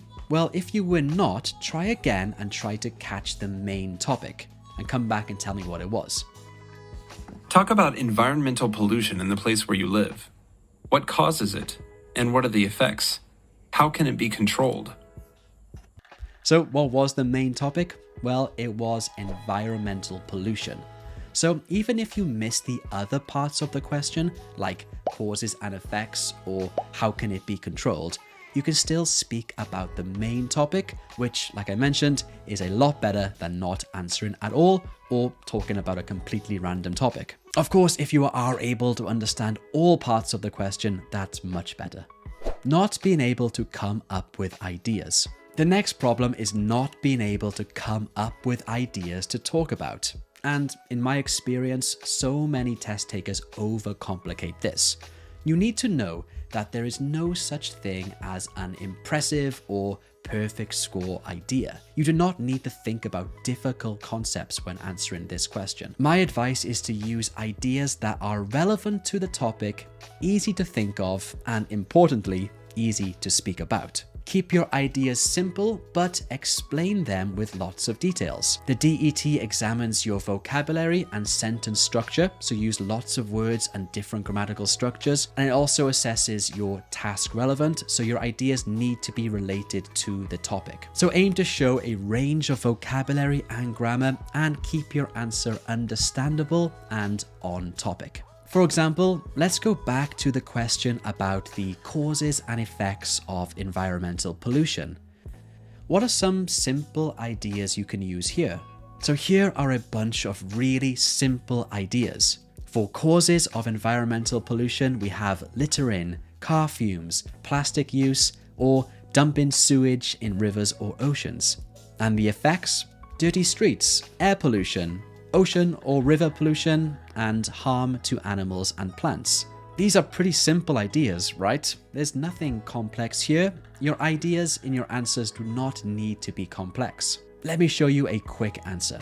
I live in the UK and sewage is one of the main environmental issues we have. Sewage is often released into the oceans, which of course has several negative effects. For example, people are often advised not to go into the sea because the water is contaminated and simply unsafe for activities like swimming or surfing. So remember to keep your ideas simple. Now, once you've got your simple ideas, there is another issue that a lot of test takers come across, and that is not being able to speak for long enough. A lot of test takers struggle to speak for the full 90 seconds. So if that's you, here are a few tricks to help. Firstly, you can talk about your ideas in the present, past, and future. This will obviously help you to speak for longer, but it will also demonstrate your ability to use different grammatical tenses. So this is the same question we looked at earlier, and now I will answer it using this past, present, and future approach. In my city, people tend to litter a lot, which does lead to more waste and environmental pollution. As a result, the streets are often covered with trash, making the environment look messy and unpleasant. Here I'm talking about the present, but we can expand this by adding, when I was younger, people seemed to care more about our city and didn't litter as much as they do now. I hope that soon the government will create stricter laws to stop littering and reduce overall pollution. Of course, these are just examples, and you should try to expand and speak for longer about each of these points. Another strategy is to tell a personal story, because sharing a personal experience is an easier way to speak for longer because you don't have to think of any complex concepts. You're simply just recounting a story you already know.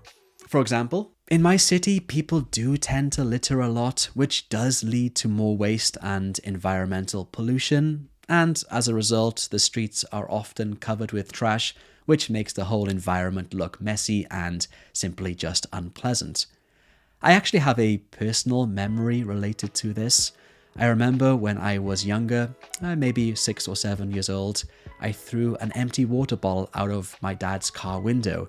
And my dad saw me and he was absolutely furious and just expressed how disappointed he was in me. I remember feeling really ashamed at that moment, and it made me realize the importance of keeping my city clean, and since then, I've been much more conscious about not littering. Okay, so of course strategies like this are super important, but another important thing to consider is your mindset. So let's take a look at some mindset strategies right now. 1. Focus on fluency, not perfection. For this and all the speaking questions, don't worry too much about making mistakes. Rather, focus on speaking fluently and clearly. Remember, minor errors won't matter as much if you maintain good fluency and coherence. 2. Don't memorize. Please stop trying to memorize your answer. This is simply just not allowed on the exam, and your exam might not get certified. Instead, try to speak naturally and share your real thoughts and opinions. This will make your answers sound a lot more authentic and engaging. Okay, so far we've looked at different strategies to help you answer this listen then speak question type, and also mindset tips to get you ready. Now you need to practice.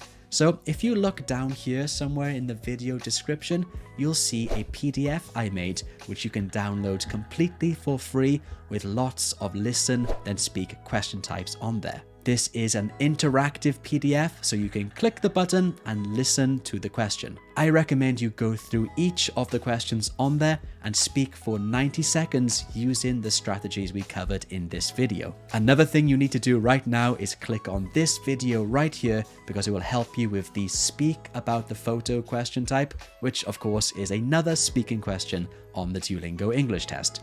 So I'll see you here right now. Hi friends, I'm Teacher Luke and welcome back to another full Duolingo English practice test. This is practice test number 7 with the new format that was introduced in early 2024.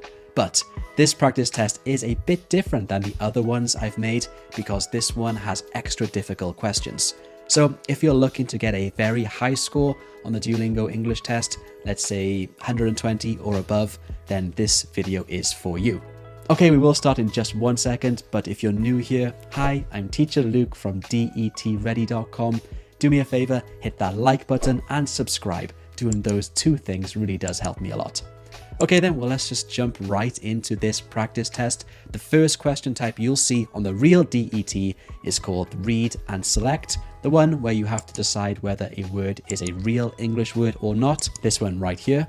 So on this practice test, we'll do the same. We'll start with this question type and then move on to the other ones. Okay, well, good luck on the test and I'll see you at the end of the video.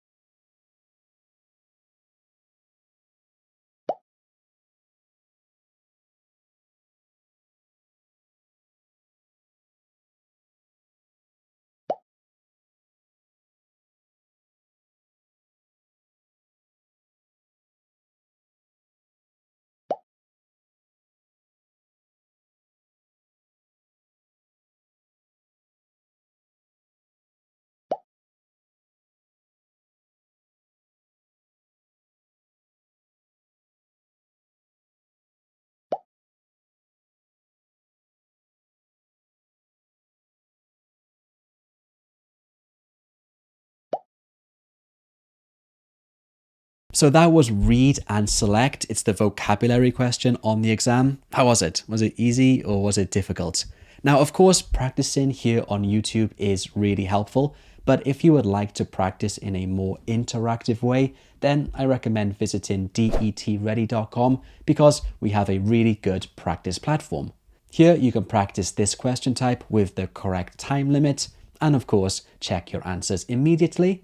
On top of that, we even have a dictionary feature, which you can see right here, so you can learn all the words you got incorrect. And of course, we have all of the other question types on there as well. You can find this by going to detready.com or clicking the link below in the video description. Anyway, let's just jump right back into this video. The next question type is called fill in the blanks.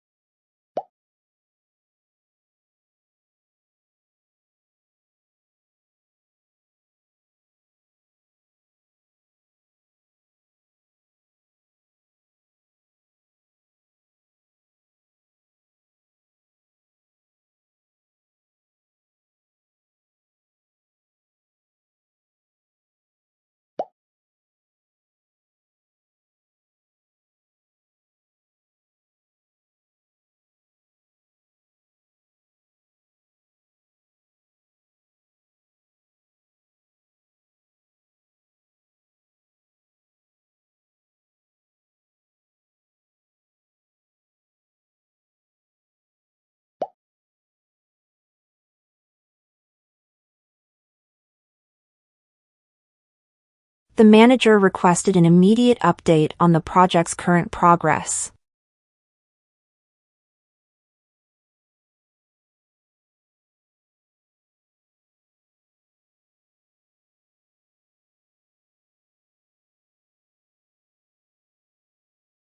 The manager requested an immediate update on the project's current progress.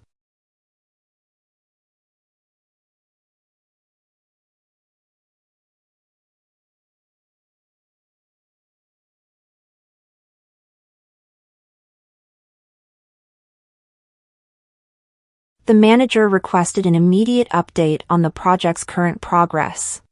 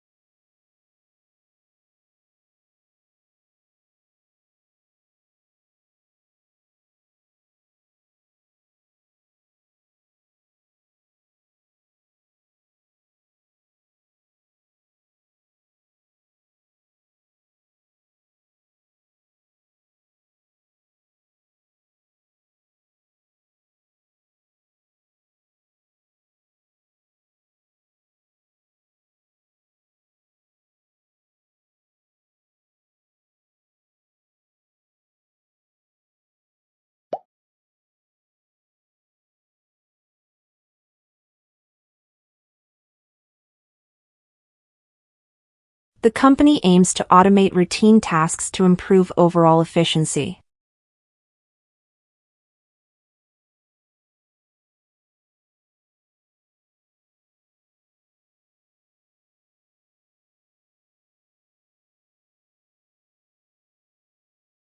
The company aims to automate routine tasks to improve overall efficiency.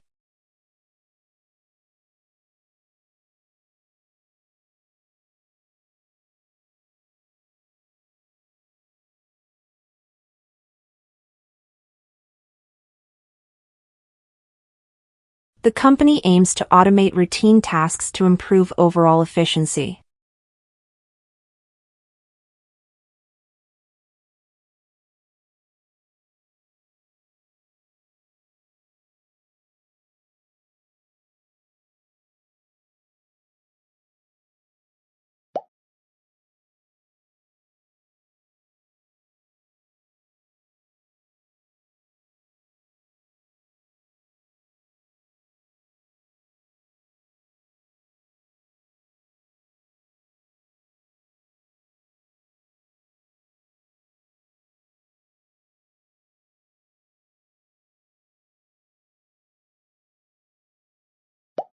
To optimize your study routine, it's important to focus on your most challenging subjects first.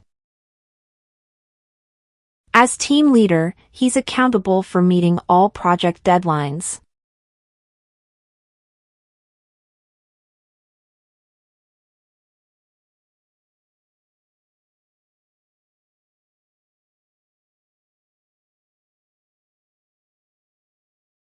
As team leader, he's accountable for meeting all project deadlines.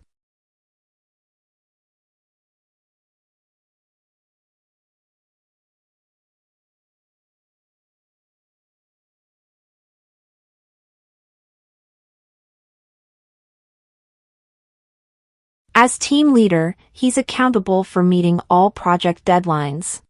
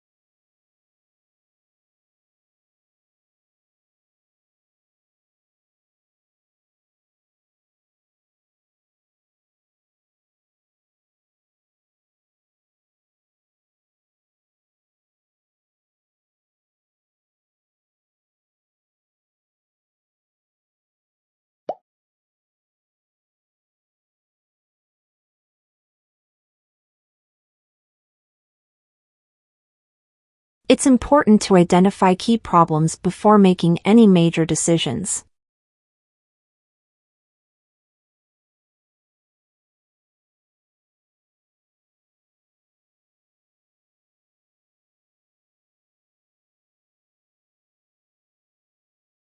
It's important to identify key problems before making any major decisions.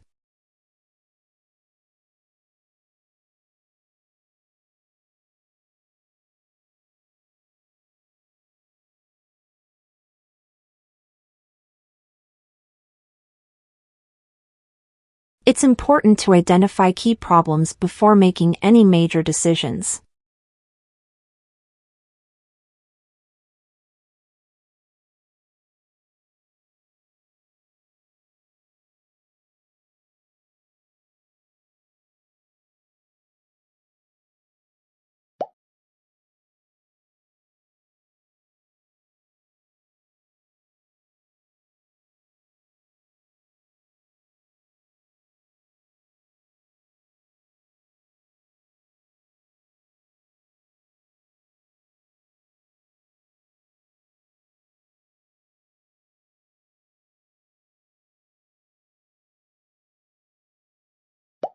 The two roommates had to negotiate house rules to ensure a peaceful and harmonious living environment. She is optimistic that the team will meet the upcoming deadline.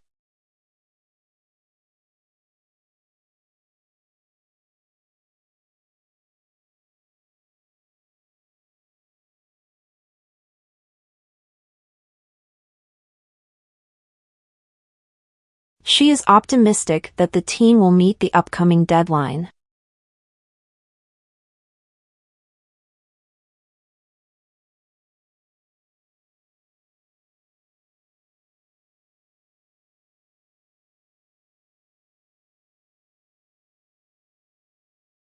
She is optimistic that the team will meet the upcoming deadline.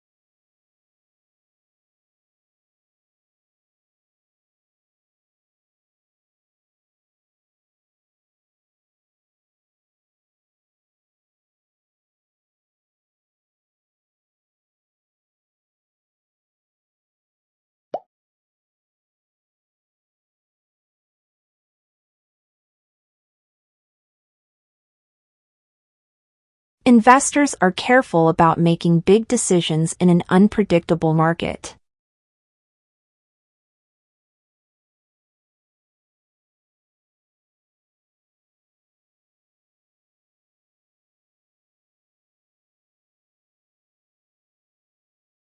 Investors are careful about making big decisions in an unpredictable market.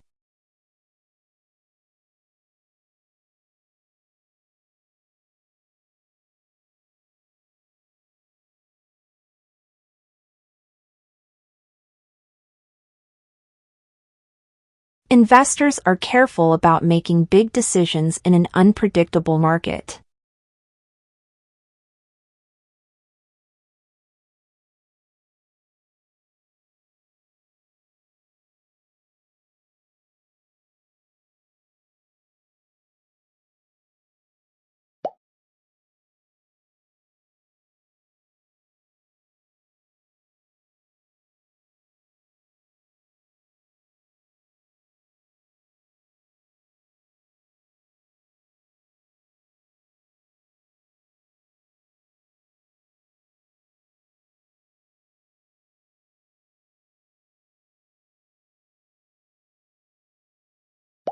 Becoming a professional athlete can be a lucrative career, but it requires years of dedication and practice.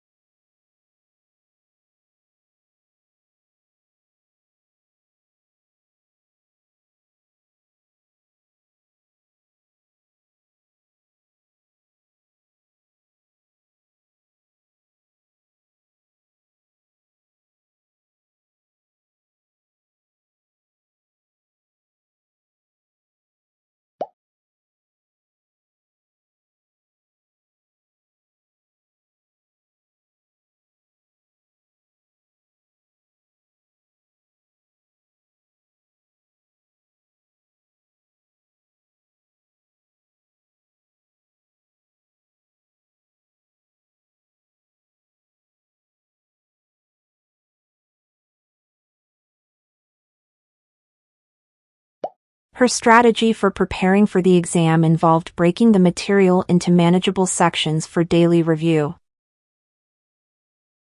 He had to justify his decision by explaining the benefits.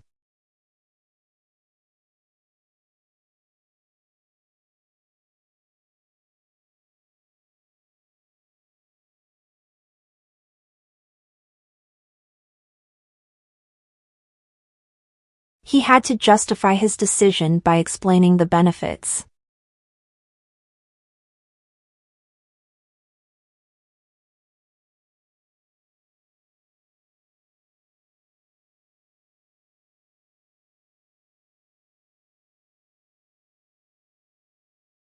He had to justify his decision by explaining the benefits.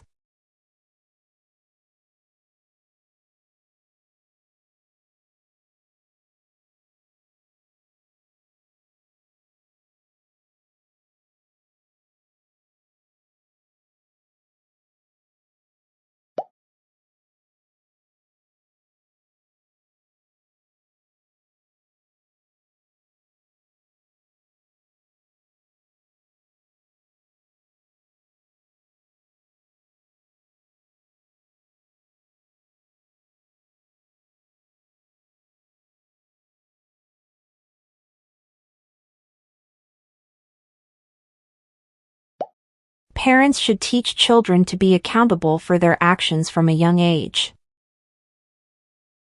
We need to optimize our processes to reduce waste and save time.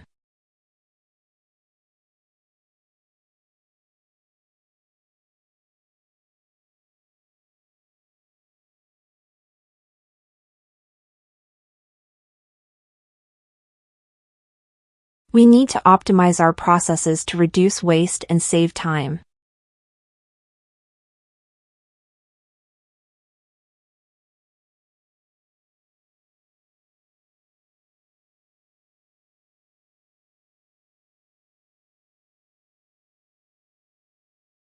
We need to optimize our processes to reduce waste and save time.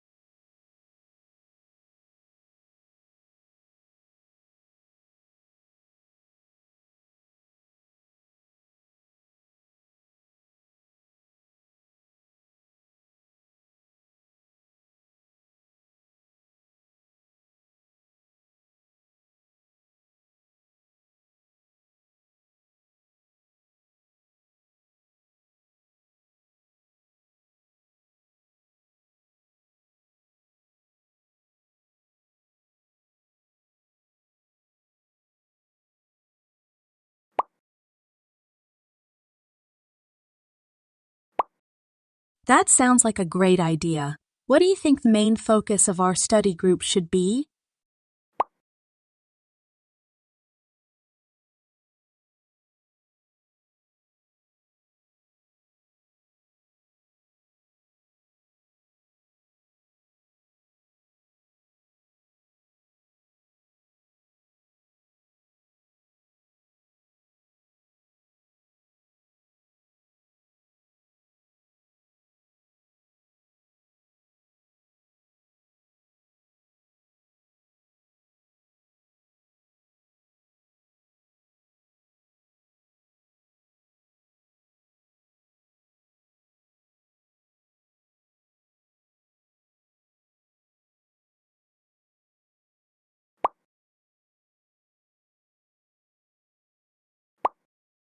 Those are excellent aspects to focus on.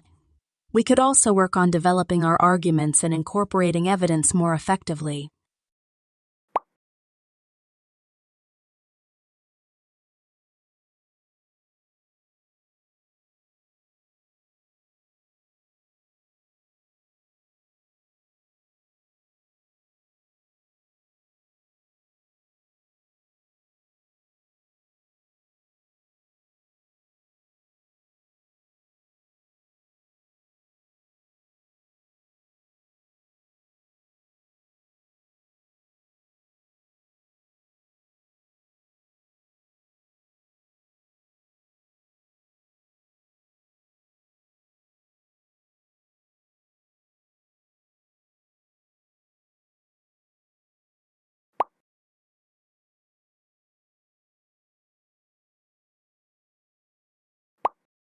We could start each meeting by discussing specific writing challenges we're facing, then work together on exercises and share feedback on each other's writing.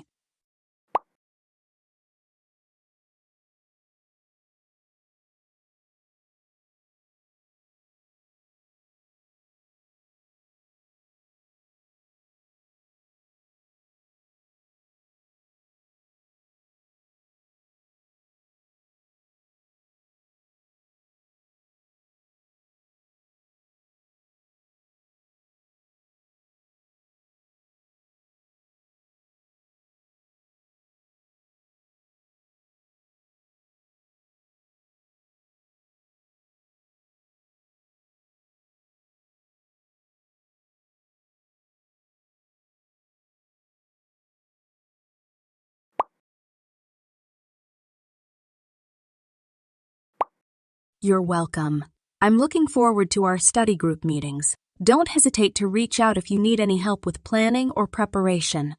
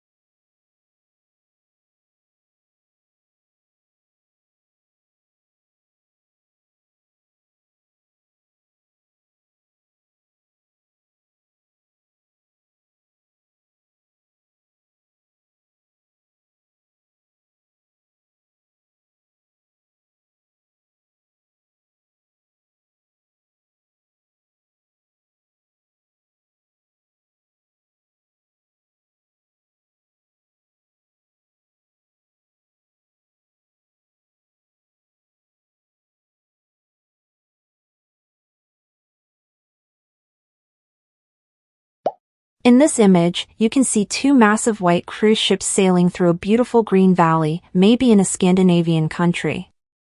The sea is surrounded by these tall, steep mountains, and there's a small coastal town up ahead where the ships are headed. One of the ships looks like it's already docked, while the other is slowly making its way toward the port. You can also spot a few smaller boats scattered around, but they look tiny compared to the huge cruise ships. In the background, there's a stunning mountain range with snow on the peaks, adding to the breathtaking view. The green valley and the white peaks create such a beautiful contrast, making the whole scene even more impressive.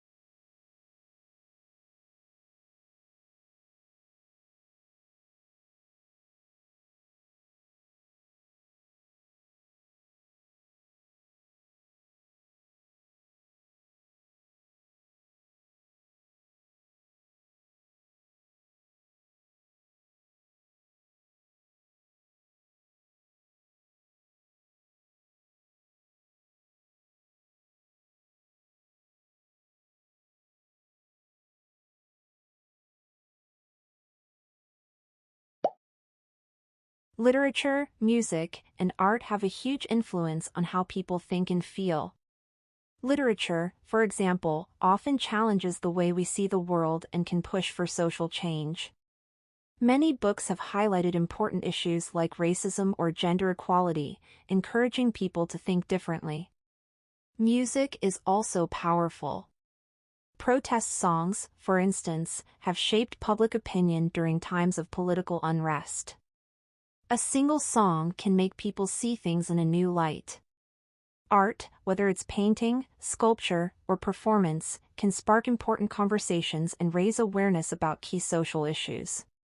On a personal level, literature has greatly impacted me. Reading books from different cultures has expanded my perspective and made me more empathetic. I feel like I understand social issues better because of what I've read. Music also plays a big role in my life.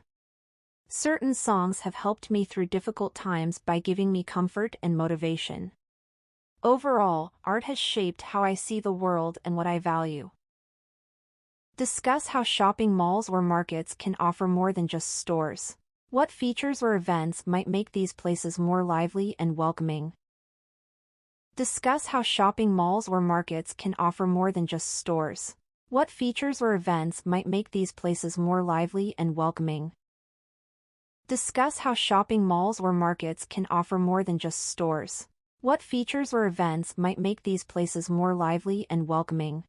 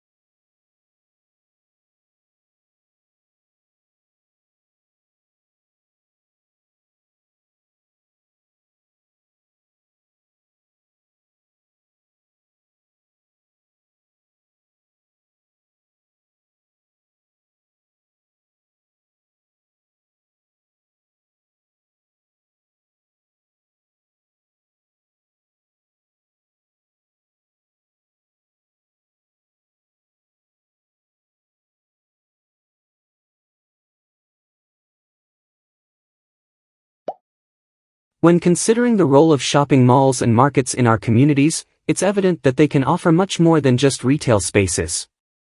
Integrating community areas, such as relaxation zones or open-air spaces, could greatly enhance the visitor experience. In addition, hosting events like live music, rotating art exhibitions, or theme-based market days could diversify the appeal of these spaces.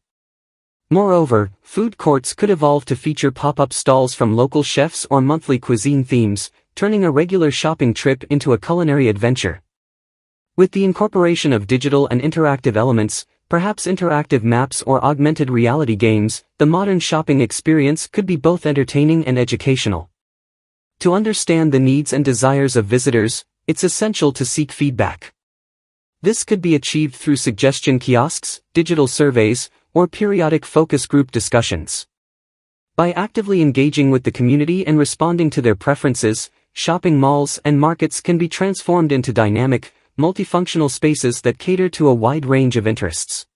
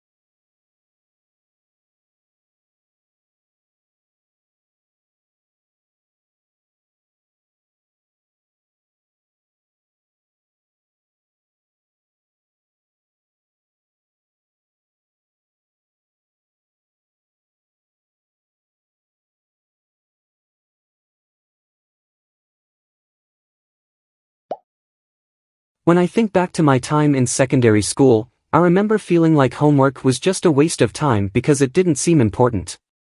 For example, I used to skip my math homework because I thought I understood everything in class, but then I totally failed a test because I wasn't practicing enough. Another time, I ignored my English assignments and ended up struggling with an essay because I didn't review the material. I also remember a history project that I put off because it seemed too overwhelming, and when the due date came, I had to rush through it, resulting in a poor grade. In science, I once didn't bother doing the assigned reading, thinking the lab work would be easy, but I ended up lost during the experiment because I hadn't prepared. Another time, I was so focused on extracurricular activities that I didn't prioritize my homework, and it showed in my report card when I received lower grades across several subjects. When I stopped doing homework altogether, my grades really started to drop because I couldn't keep up with what we were learning in class. So now, I actually think homework can be really helpful, as long as it's relevant and not just busy work.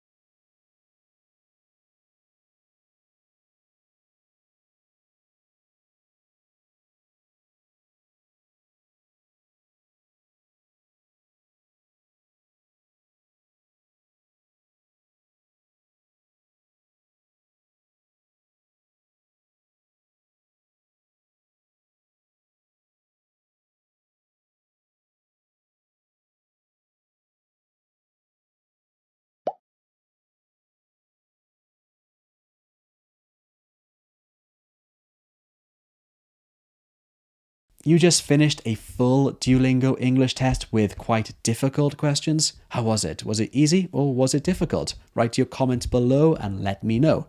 Now I recommend you watch this speaking video right here because it will help you to describe a photo effectively, which in my opinion at least is one of the hardest on the exam because simply describing a photo is not easy to do. So if you click here, you can learn some strategies and of course see some sample photos with answers to analyze. Okay, I'll see you here right now.